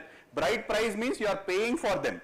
Bride wealth means you are appreciating their work or appreciating their effort. Okay, see, paying somebody's salary is not derogatory, but telling somebody like, I hope you are getting it. Like if you judge somebody from monetary value, you should do it in the right way. Same way, bride price means you are paying for them. Bride wealth means that is what they deserve. Okay, so the difference is in that. It is our point of view that we are calling it, and that is where we feel it is being commodified. But in the tribal society, they are giving what they are worth, meaning the women is contributing to the economy, so therefore she is paid for. Okay, she is given money for. Okay, so like that. I just gave an example to help you understand that commodification. Like that you can say dowry also. Dowry is basically you are selling yourself. Men are selling themselves and getting money in return. Okay, so it depends on your viewpoint. You don't consider dowry derogatory. Why? Because you yourself feel that, oh, it is the worth of a man. Are you able to understand what I am trying to say? Dowry means what? A man shamelessly asking the bride's family money. But it is considered, oh, so he asked, he is IAS, he asked 2 crores, he is worth it. So you feel it is worth, because it is your viewpoint. It is not derogatory or that way, it is your viewpoint. Is that okay? So commodification of women can be looked in that way among the tribes. Okay, so types of marriage based on the structure. First one, monogamy. Quickly some points on that. Monogamy. Draw the diagram. Monogamy. See, whenever you draw a diagram for your exam, this is another tip to improvise your answer. Okay, so let's say you have a sheet of paper which you are writing in your examination. So you write a definition over here. So you can draw the diagram like this and figure mono monogamy. Okay, you put in effort, the examiner also will put in effort to correct your answer. So beautification also is important. Correct? Now biryani, if they come and throw at you, will you like it? No, you put, small cup biryani and then put one chutney around it and then put one coriander leaf at the end. Okay, and one tomato, you cut it into slice and put it and charge 500 rupees. You're like, oh, very nice. Okay, the same thing, he puts it in banana leaf and throws at you. You're like, you gave 100 rupees, you feel worth. Okay, so like that only. You present it nicely, they will give you more marks. Half marks. See, I'm just telling you, it all, when you evaluate, you will realize it yourself.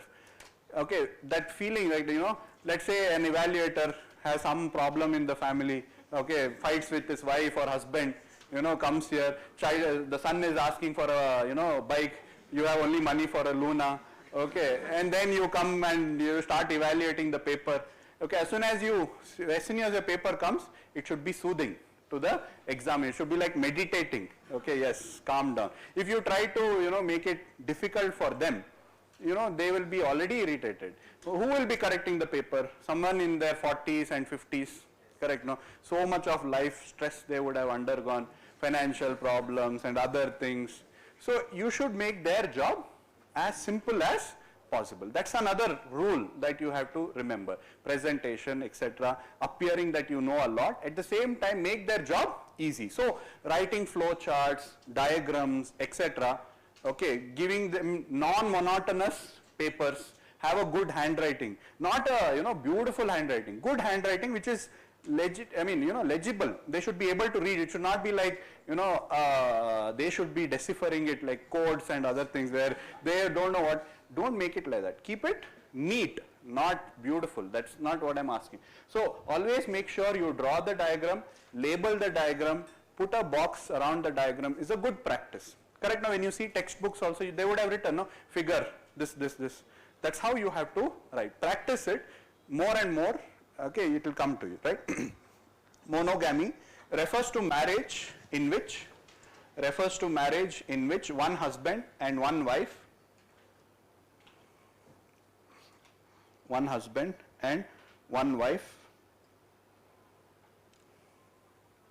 are tied with marital bond.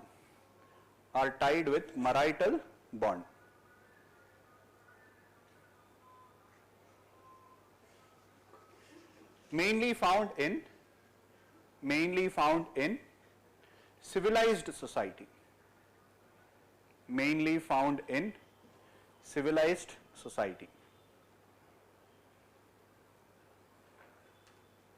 With monetized economy.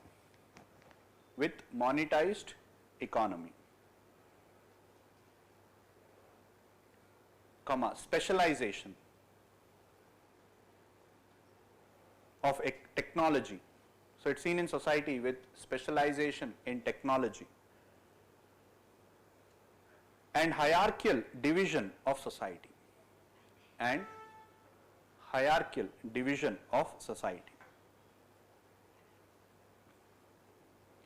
Next, polygamy.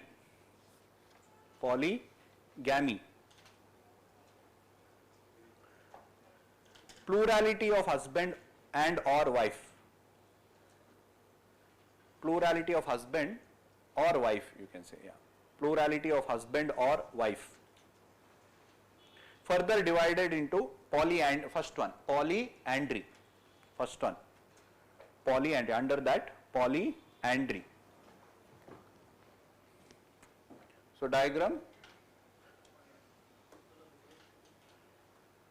Oh, sorry. Yeah. Polyandry. Polyandry. Okay, you can show how many of your husband you want. Okay. At least 2 you have to show. Okay.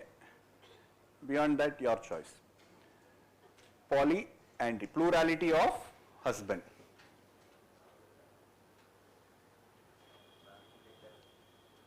Example, Kasa, Toda, Nayars, Tibetans.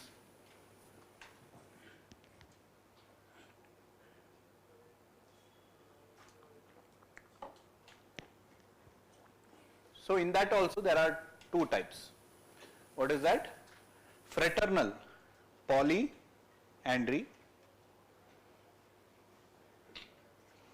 fraternal polyandry. Under that, fraternal polyandry, women marries all the brothers. Polyandry, fraternal polyandry under that, first one. Women marries all the brother of her husband.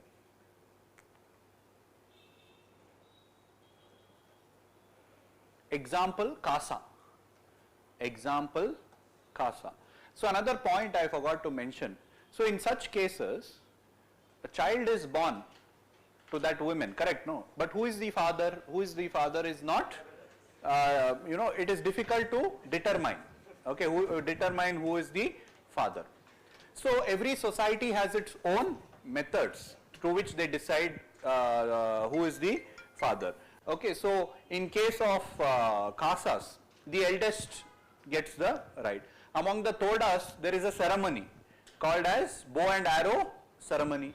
So that determines who is the, the ritual father is. Among the Nayars, it is the person who ties the tali kattu kalyanam, right? So like that. So depending upon different society, it varies. Okay, among the CASAs, just since you have written the example, okay, in a box you can write this CASA.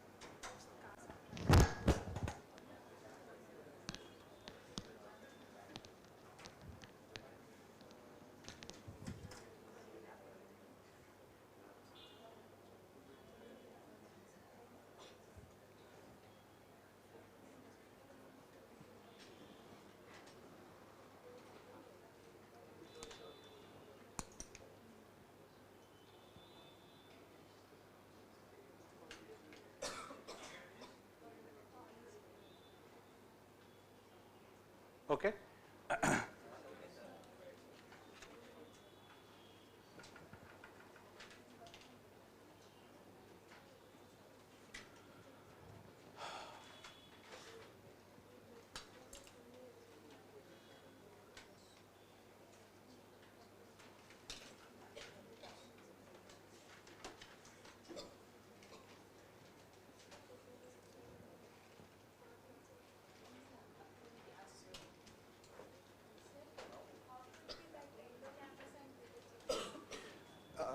You can write down tribal endogamous.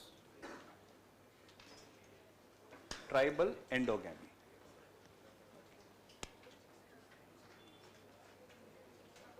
There are two different units, no? So you got it. So they don't get married within the village, but there will be many villages, so they will marry within that. But they don't get married outside the tribe.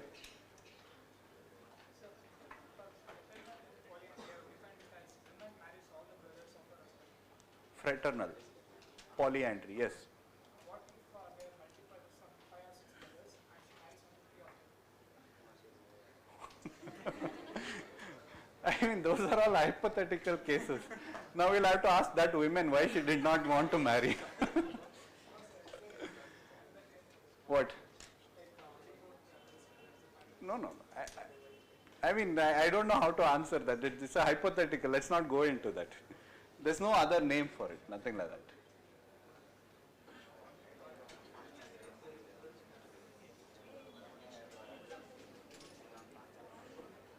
hierarchical division of society. Ponnappa, it is hierarchical division of society. Alright, so you can just write down, so among the khasas, okay, please pay attention, so among the, you can write down, so the paternity is decided by, among the khasas, the paternity is decided by, paternity is decided by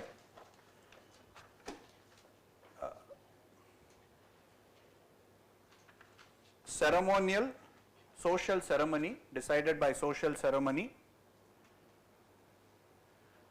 and is accorded to the eldest brother, and is accorded to the eldest brother, accorded to the eldest brother.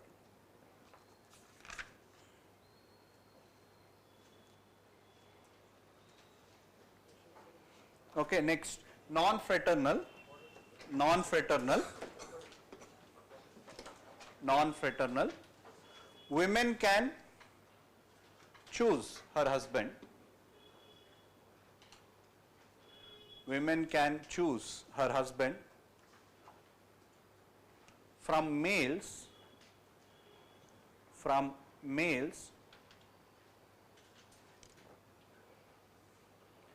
other than her husband's brother, other than her husband's brother.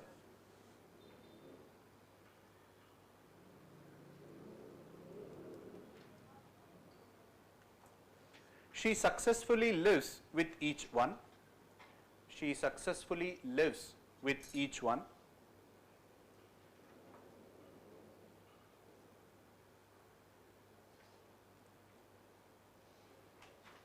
Example, Nayars of Malabar. Nayars of Malabar.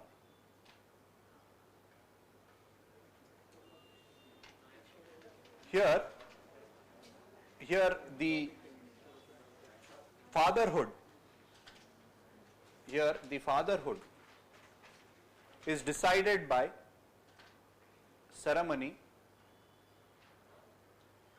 Fatherhood is decided by ceremony, that is Talikattu Sambandham. So that person is the ritual husband. Okay, Talikattu Sambandham.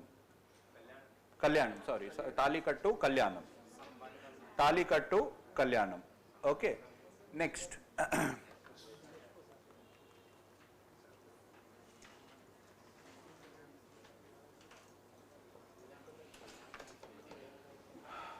Causes, you can write down causes. Causes. Among the Tibetans and the Khasa, among the Tibetans and Khasa,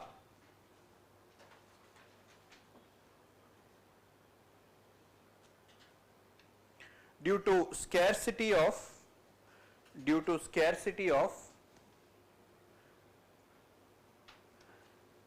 cultivable land, due to scarcity of cultivable land, scarcity of cultivable land, arrow mark, more children is not desirable, more children is not desirable,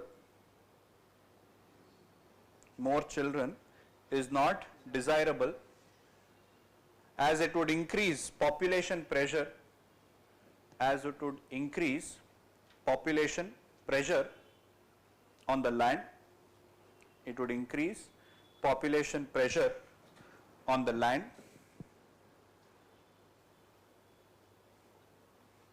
and division of property,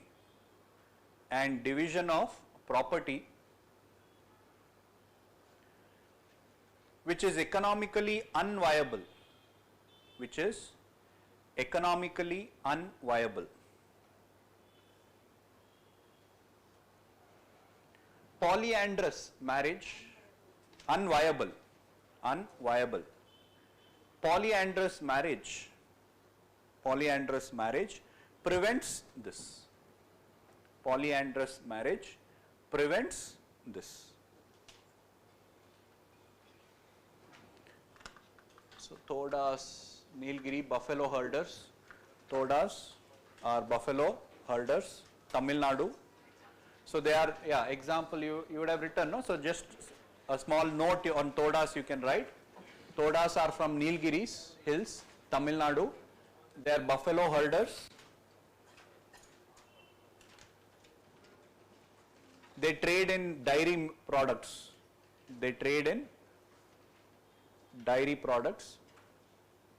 Buffalo is considered sacred in their society.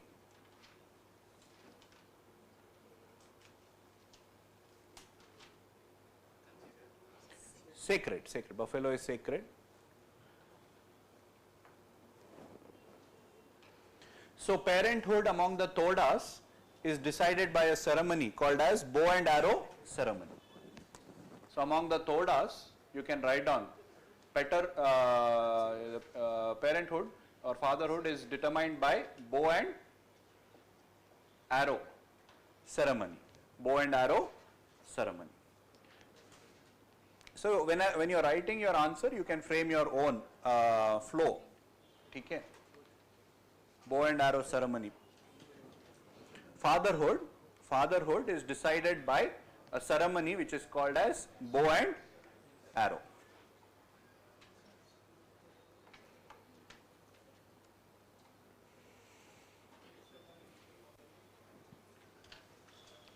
All right. So we were talking about the cause.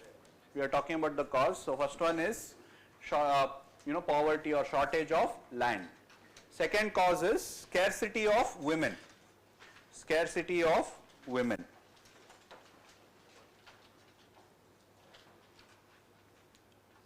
Among the Todas, there is shortage of women.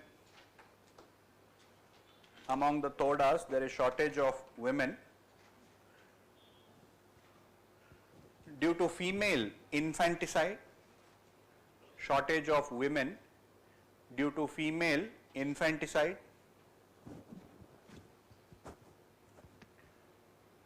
for ritual practices.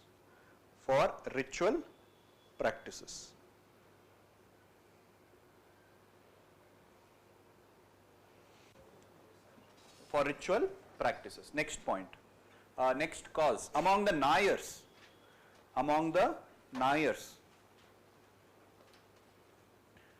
Most adult male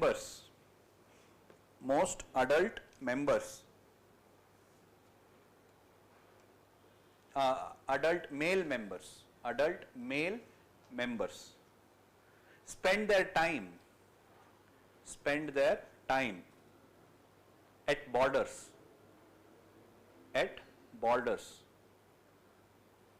Fighting wars at the borders. So the husband after ceremony leaves her.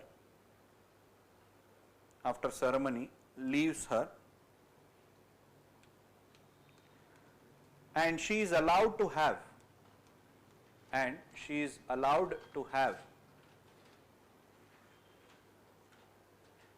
intimate relationship with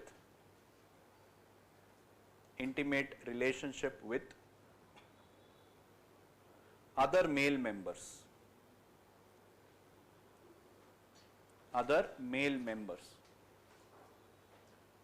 And bear children.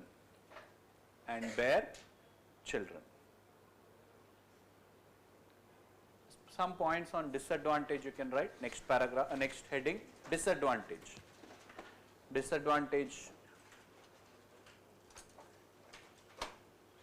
So it is detrimental to the women's health. Yes, so it is detrimental or it is harmful for women's health. Detrimental to women's health.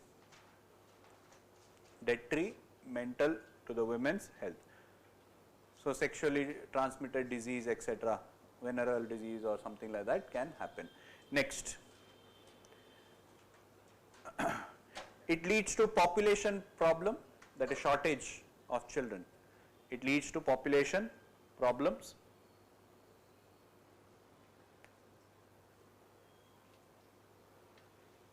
Then population problem because there is shortage of children. then there is, it does not fulfill the psychological and spiritual requirement of marriage. Does not fulfill the psychological and spiritual requirement of marriage. Matlab, there is no intimacy between the husbands and all. She is just visiting, or he is just visiting. Psychological and spiritual requirement of marriage.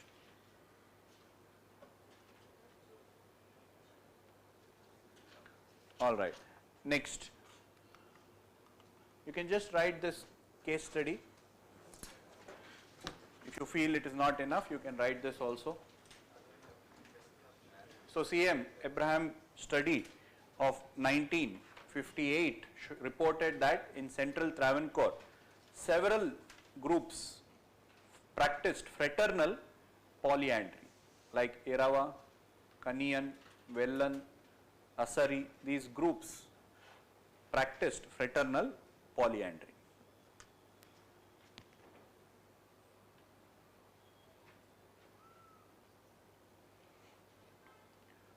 So your friend here has asked, if he is engaged in war, what is the benefit of marrying? Because ultimately you need to have a child. Okay, so he is a ritual father. So whatever child is born by the wife, ritual wife, belongs to him. Okay, so that is the reason. Parenthood is the reason.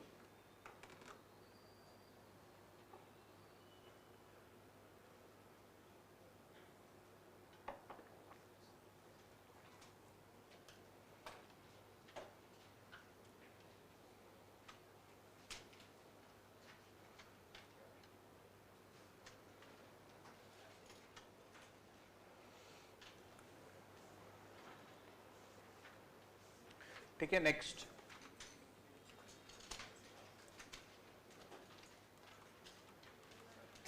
Polygyny.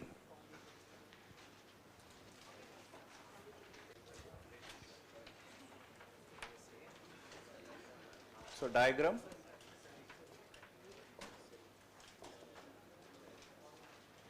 Plurality of wife. Plurality of wife. Within that, some practice bigamy. Okay, so bigamy is a type. Bigamy, that is two wife. Bigamy or bigyny is two wife. Bigyny is two wife.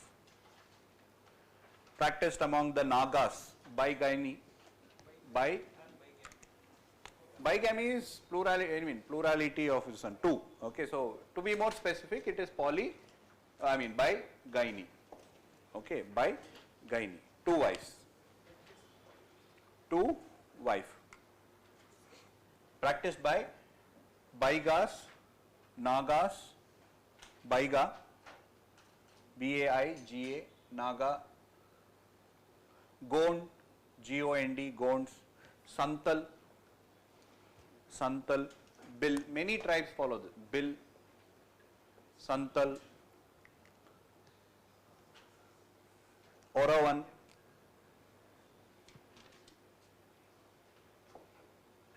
In bracket you can write when the first wife fails to give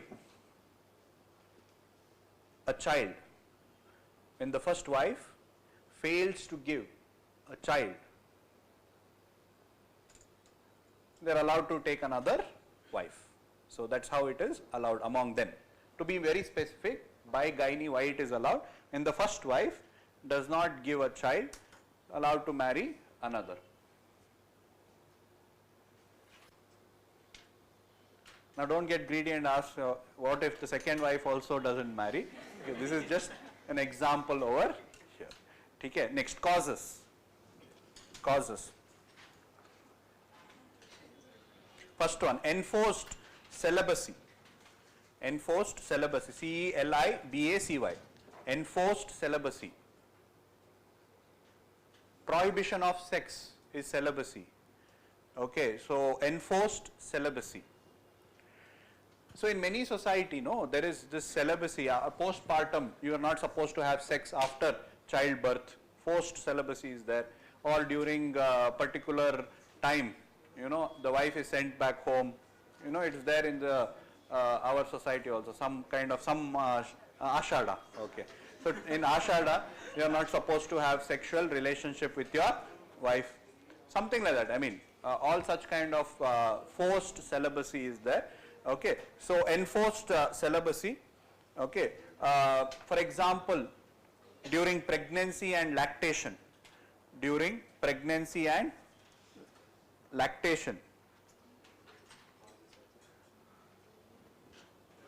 full stop, men contract second marriage,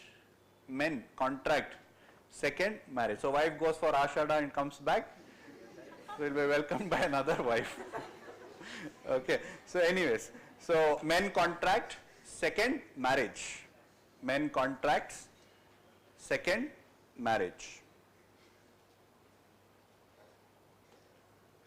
Ember, you can write down in brackets or you can write example. Ember has observed men marrying another women in Hausa tribe. In Hausa tribe, men marry another women because of postpartum sex taboo. You can frame your own sentence. So Ember has observed that among the Hausa tribe, that men contract another marriage due to the prevalence of postpartum sex taboo. See, all these examples, again if I elaborate too much dictation it will happen. So you can write it in dash dash dash. You have to frame your own sentence later. Is that okay, guys? I mean, right?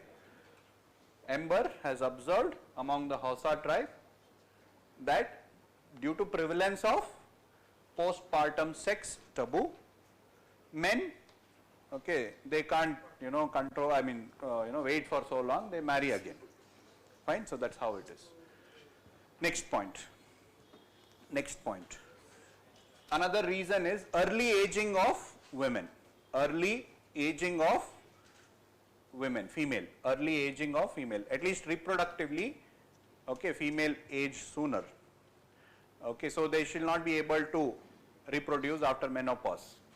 But men will be able to for a longer period of time. So once, I mean, it's very practical if you look at it like that. So ultimately, everybody wants to have children, progeny like that. So men, at least those who are in powerful position, they will marry younger women so that they will continue to bear more child. Okay. So second reason was early aging of women. Third one, variety, desire for variety.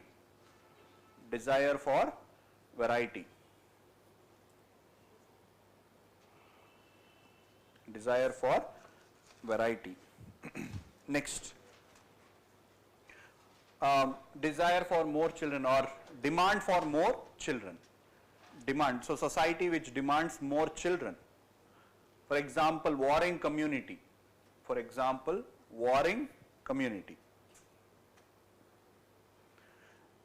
Agricultural community. So more children, more utility it will have. More children, more utility. Also where there is increased infant mortality rate, where there is high infant mortality rate, more death. So therefore have more children, at the end you will have some left, okay, something like that. So high death rates, they'll also want to have more children. So in all those societies which want more children, polygyny is practiced. So warring community, agricultural community. So example is your, Arab world, okay, where there is more war and other things. So their desire to have more number of children. So men are allowed to marry more than one women so that there will be more children, right? Next, social prestige. Another reason is social prestige. Having more number of wife among Nagas is considered to be more prestigious. Example, Nagas. Example, Nagas.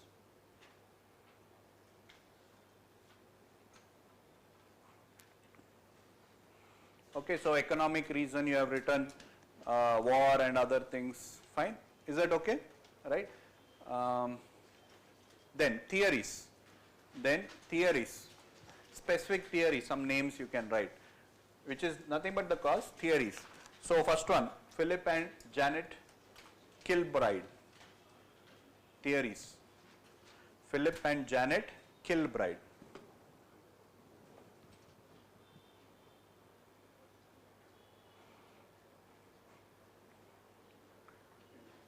So polygyny has political advantage. So they observed that polygyny has political advantage. Polygyny has political advantage.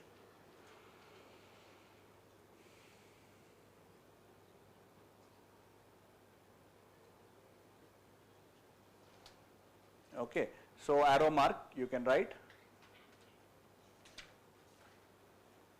Polygyny will have more children. Polygyny will lead to more children, large family,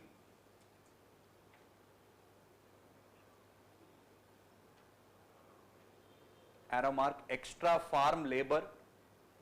This will give rise to extra farm labor.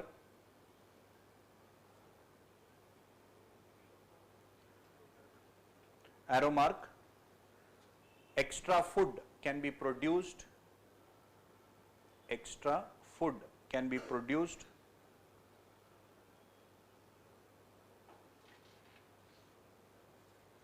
Okay, arrow mark, person becomes more influential.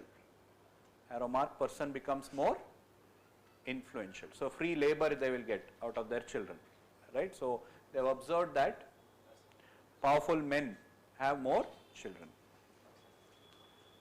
likely to become more influential. Next, in South Africa, next theory, in South Africa, Connie Anderson.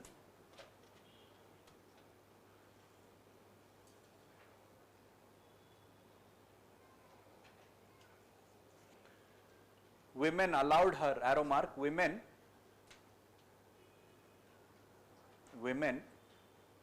allowed her husband. Women allowed her husband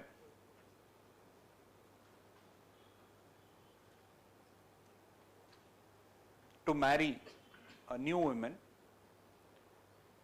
to marry a new woman, marry a new woman, to take care or support, to take care or support household work, to support household work. Okay, next, Ralph Linton. Ralph Linton.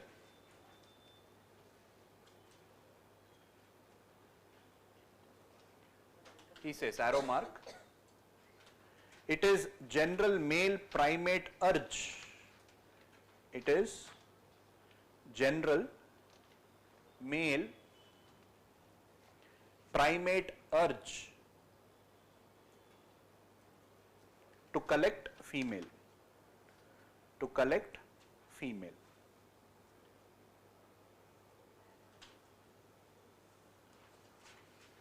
Okay, so that is theories. You can write this example also. We have not mentioned it. In the beginning, you can write type and write this. So it can be two types. Sororal, meaning marrying all the sisters. A man marries all the sisters. That is sororal polygyny, seen among the Crow Red Indians. Non-sororal means where the man marries women who are not related to each other, sisters. We need not be sisters. So that is seen in African Plateau, Tonga.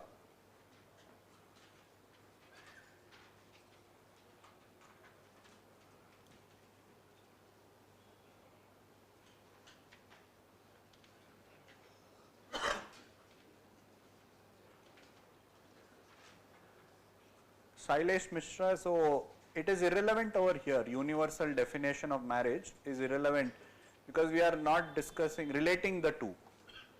So psychological and spiritual requirement is a function of marriage, not the definition of marriage.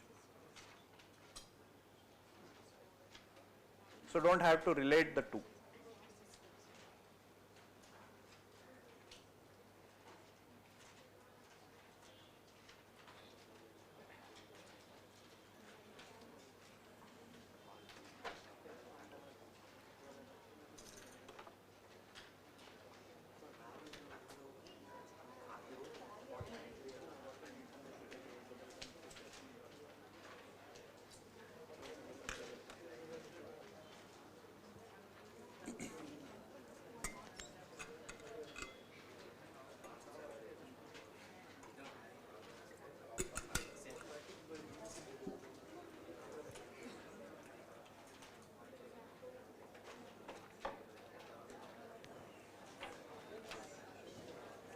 Okay, continuing.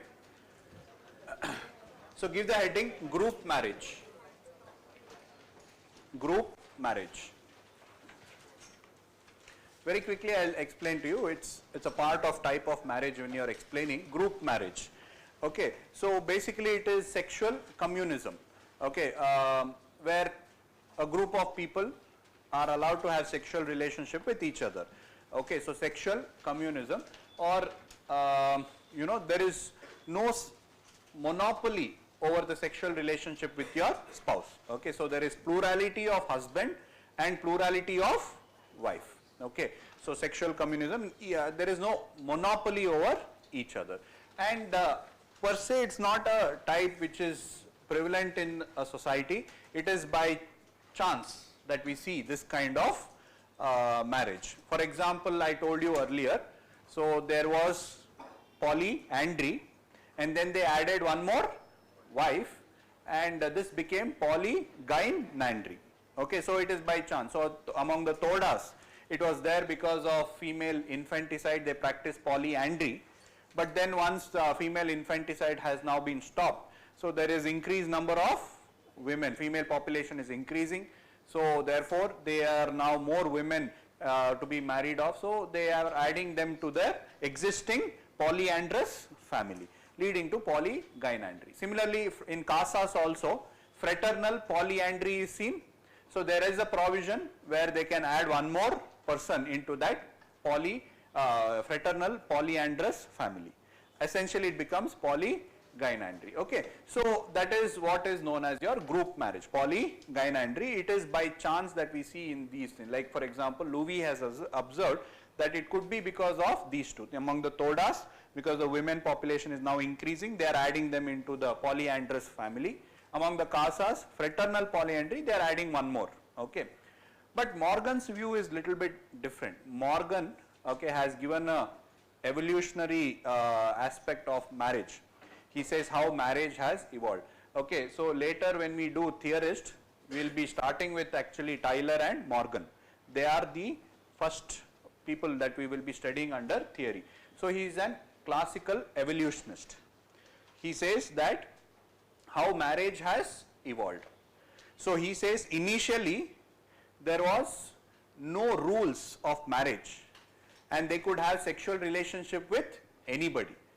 There was no morality about you have to have sex only with your husband or wife. There was nothing like that. Anybody could have sexual relationship with anybody else. So there was no, it was called as promiscuity. There was no rules that whom you are supposed to have sex. As society evolved, it became more civilized, he says. It became more civilized, morality and all started to be added, and they said no, you are not supposed to marry within your family, you are not supposed to marry within, so rules started to come, and ultimately society became so civilized, they came up with rule, monogamy. He said monogamy is the most advanced form of marriage, group marriage is the most primitive form of marriage. That is because he is an evolutionist. He says first there was sexual promiscuity, meaning anybody could have sex with anybody else. Then they invented marriage to prevent sexual competition. So initially there was a polyandrous or polygynous marriage, and then finally it evolved to become what? Monogamous family. This theory has been rejected, however, because we see monogamy even in a primitive tribe, or tribes which they consider to be primitive. Okay, because he came from civilized Britain where there is monogamy. So he said monogamy is the most civilized, and he says that the earliest form of marriage was what? Group marriage. Okay, so that is his view, and he also gives evidence. Interestingly, he gives evidence as to show that why there is group marriage. Try to understand this, you can appreciate it, it's interesting. So he says why there is group marriage, what is the reason why there is group marriage. He observed certain kinship terms. Again, in kinship we will be discussing him. So kinship terms, based on that he infers that there could have been group marriage. Now you might have seen in some societies that they call all the mother's sister as Amma. Okay, Doddamma, Chikkama, whatever. So everybody is called as Amma. Okay, all the fathers, brothers, everybody is called as Appa. Okay, father figure. So for those who are not familiar with this, so all the male member of the family are called as father. All the female members of the family of that parent generation is called as mother, is called by the word mother. Whichever language you use, you can convert it to that. So father, they call their father, father. All the male members as father. Like in Hawaiian society, to be more precise, all the male members are called as father of that generation. Like my father's generation, any male member, we call them father. Like how here we call uncle, anybody, uncle becomes your uncle, like that. I'm just giving an idea. So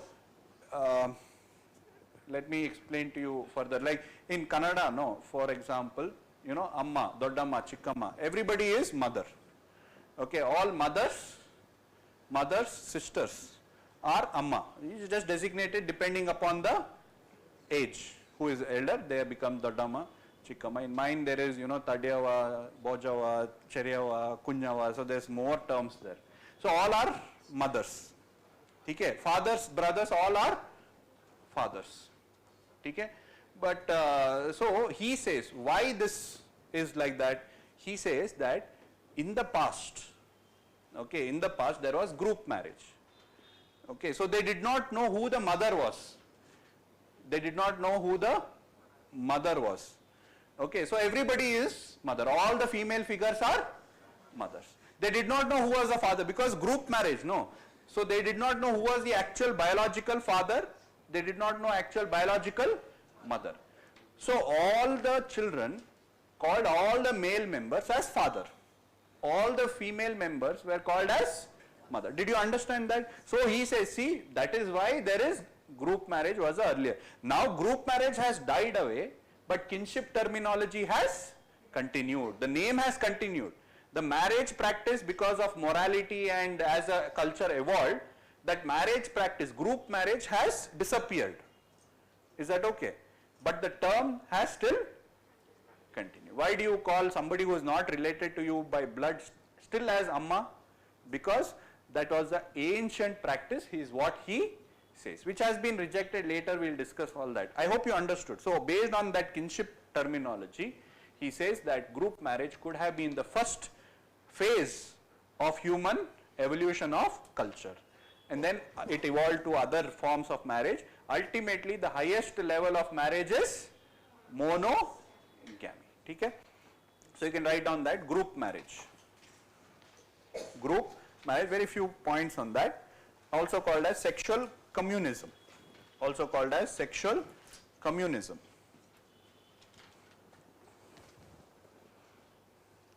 That is, no individual have sexual right over anyone. No individual have sexual right over anyone. Almost similar to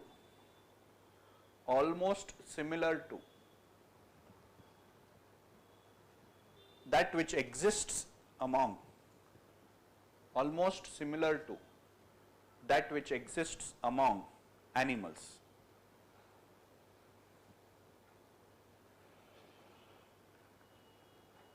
Subheading Morgan's view. Morgan's view.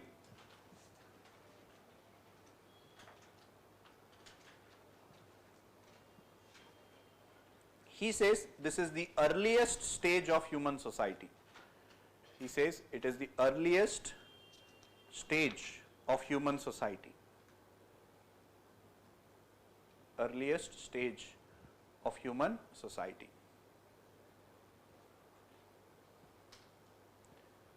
A state of having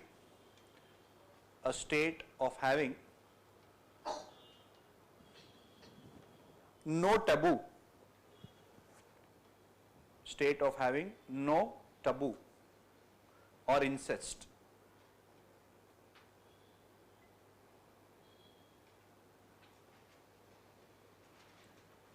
He based his conclusion on two observations.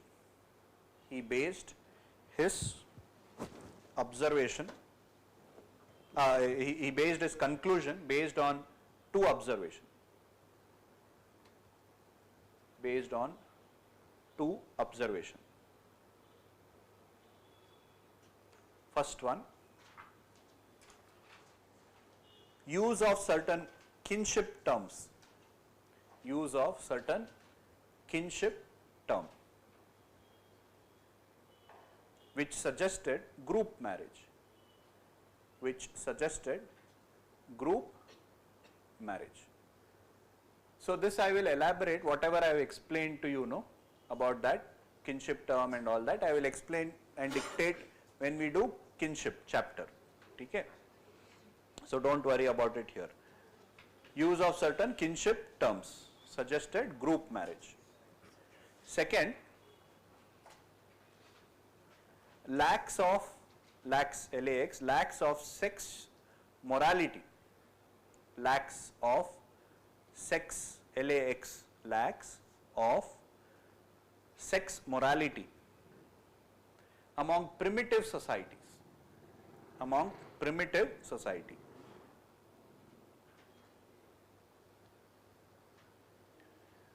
See again, just to elaborate what you have written. So he observed that among the primitive societies, it is his words, he observed that among the primitive society there was lacks of sexual morality, meaning lax means there was no rigid sexual rules. Premarital sex, extramarital sex was considered okay among certain societies. So he observed, see, he comes from Britain. So in Britain there is very strict rules.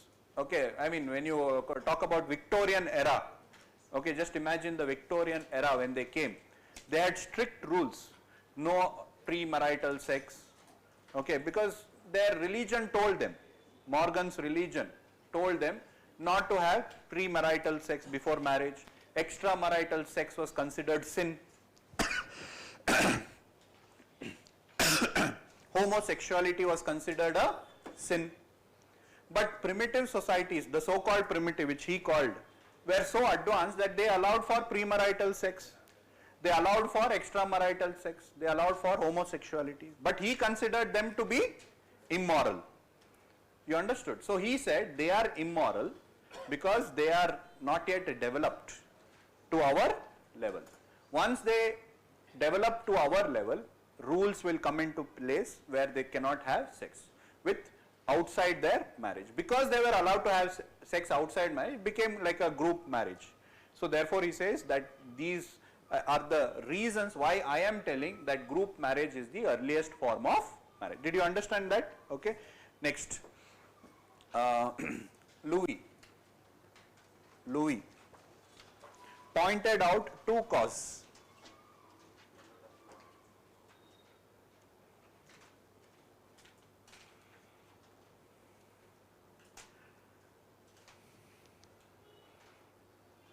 First one, Thodas practiced polyandry and female infanticide.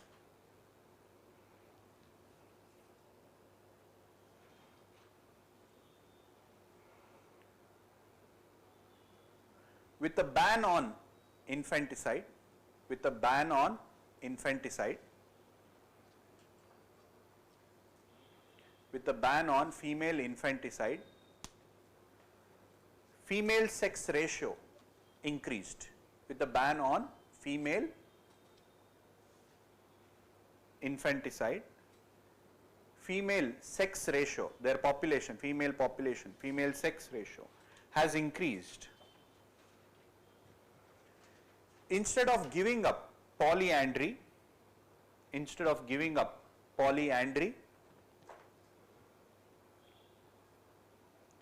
they developed polygyny.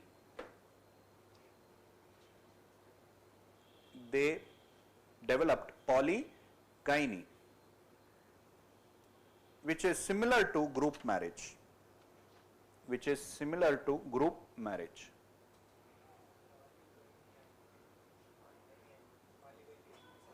That's same thing. So polyandry was there. They also practiced polygyny, which effectively is group marriage. Next, JKAS, second one, JKAS, who practiced fraternal polyandry,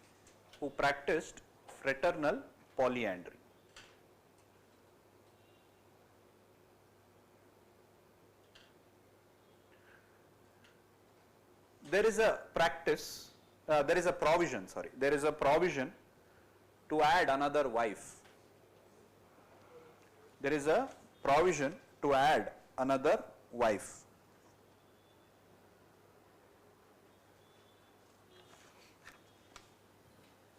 Eventually becoming group marriage, similar to group marriage. If they add another wife, it becomes group marriage.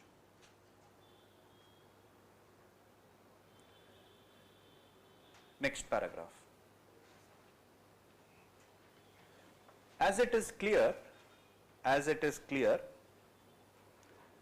none of the above two cases,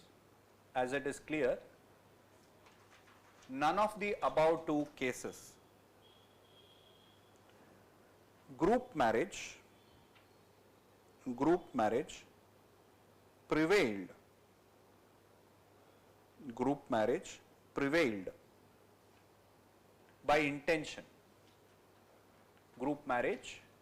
prevailed by intention.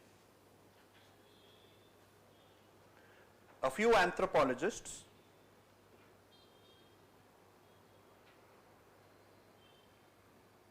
use the term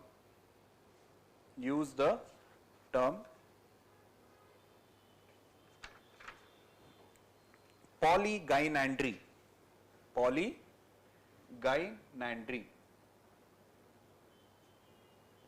for these society.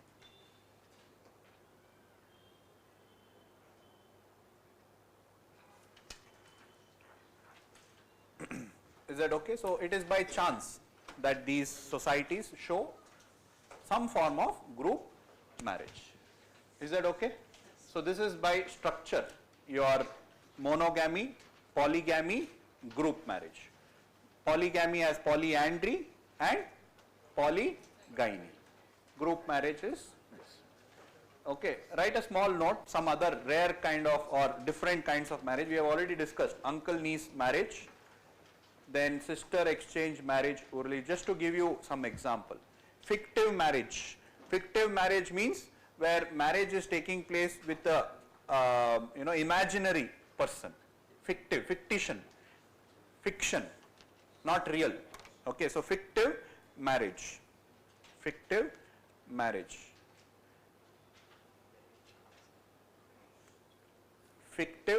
marriage. You can just write the example as such, they won't ask separately.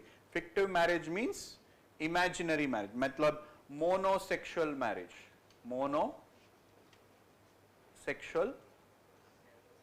Only one person marrying a ghost. Remember I told you among the Newers, ghost marriage.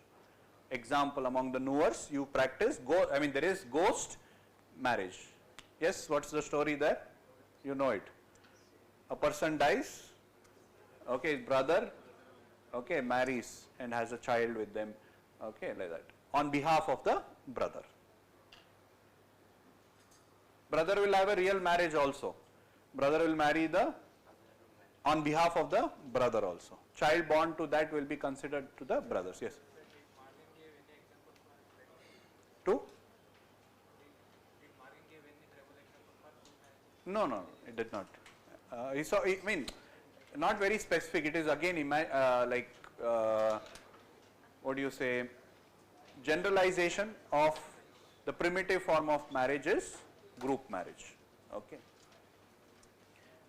Then adaptive marriage, seen among the Japanese society, where the son-in-law is adopted by the father-in-law's by in-laws parents. Okay, so like that. That's called as adoptive marriage.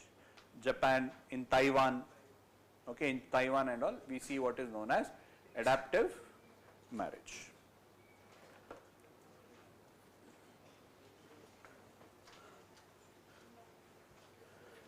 Since we did Morgan, just write a small note on evolution of marriage given by Morgan, or Morgan's classification based on evolution of marriage. Not there in the syllabus, but have a general idea to appreciate this particular concept. You can write down evolution of marriage is given by Morgan. So Morgan, I told you, is an evolutionist, meaning what? He said culture has evolved from simple to a more complex, from haphazard, from barbaric to a more civilized society. Okay, so here there was no, in the initial stages there was no rules. Okay, promiscuity was allowed, meaning you are allowed to have sexual relationship with anybody. Now there is rules, moral rules, conduct, how you are supposed to behave, what you are supposed to do. That is a more civilized society, whereas in a more primitive society it is promiscuous. So he says the first form of marriage is promiscuous, that means without any rule.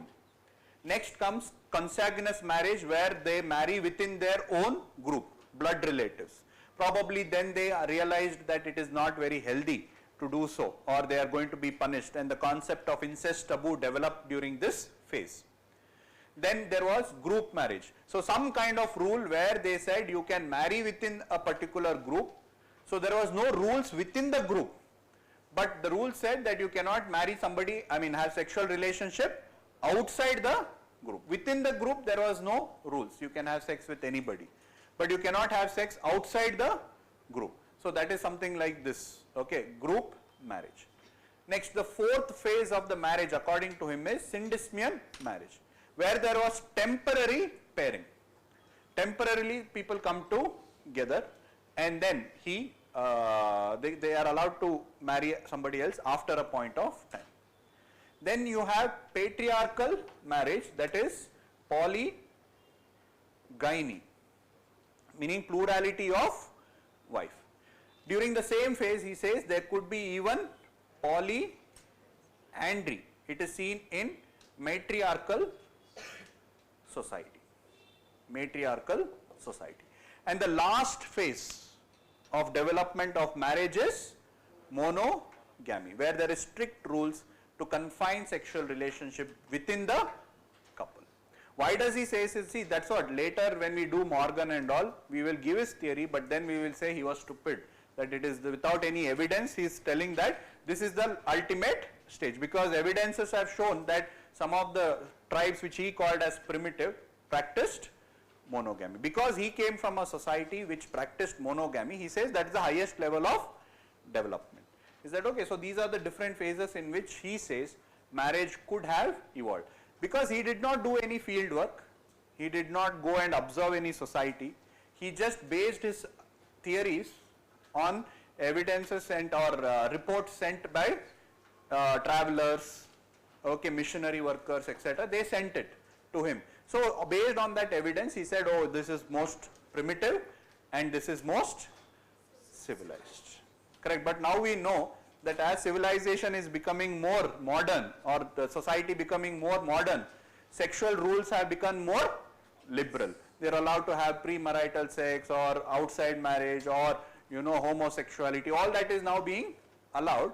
So therefore this theory that also disproves this idea. Okay, just few lines on each of them if you have written down. Promiscuous is the first stage where there is no institute of marriage. First phase, promiscuous. In case if they ask, this is not there in the syllabus, but we'll have to be prepared. Promiscuous, no marriage, no rules prescribing whom to have sex or anything. So there is no institution of marriage. No institution of marriage. That is the earliest stage. Second, consanguineous marriage. This is the first stage of marriage. This is the first stage of marriage. That is endogamy among blood relative. Endogamy among blood relatives. Among blood relatives.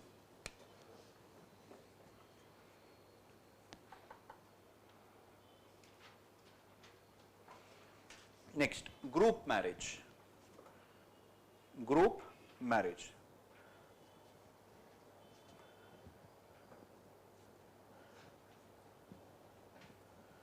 So within the group,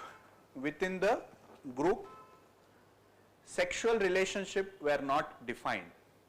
Within the group, sexual relationship were not defined. However, there was restriction upon sex relationship. However, there were restriction upon, there was restriction on sex relationship with person outside the group. Person outside the group. Next, syndesmian marriage.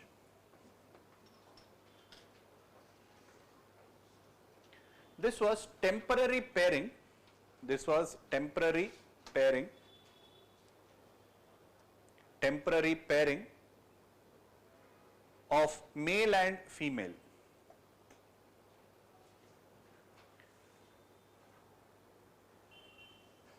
Without any rules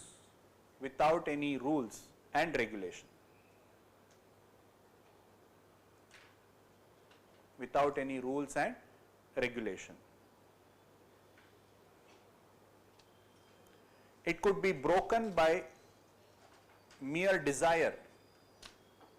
It could be broken by mere desire by anyone. Could be broken by mere desire by anyone. Next, patriarchal marriage. Patriarchal marriage. Here male could marry several female.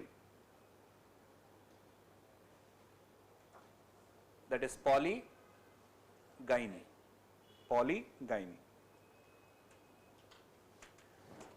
Similarly, matriarchal marriage belongs to this stage, or polyandry belongs to this stage. Polyandry belongs to this stage. Polyandry belongs to this stage. Last one, monogamy. Last one, monogamy. Seen in, according to him, civilized society. Seen in civilized society. All right. Just a case study you can write as a note. Among the Cheyenne Red Indians,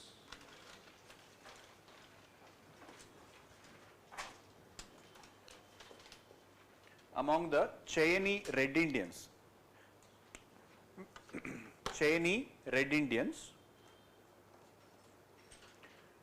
married men took a transgender as a second wife.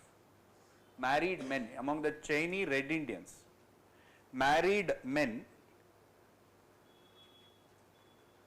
took second wife as transgender as second wife, took transgender as a second wife.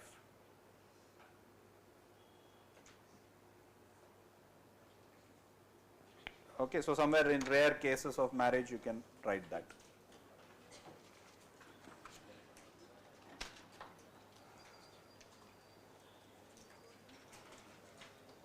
No, adding another, Sachin, adding another female leads to polygyny, which is similar to group marriage.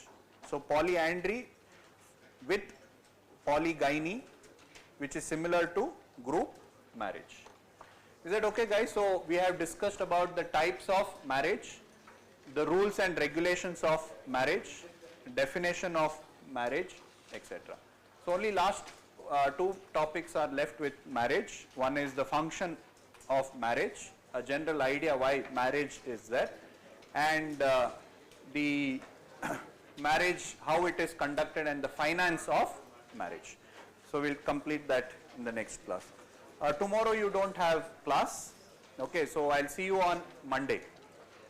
Is that okay? So tomorrow you don't have class, I'll see you on Monday. Thank you.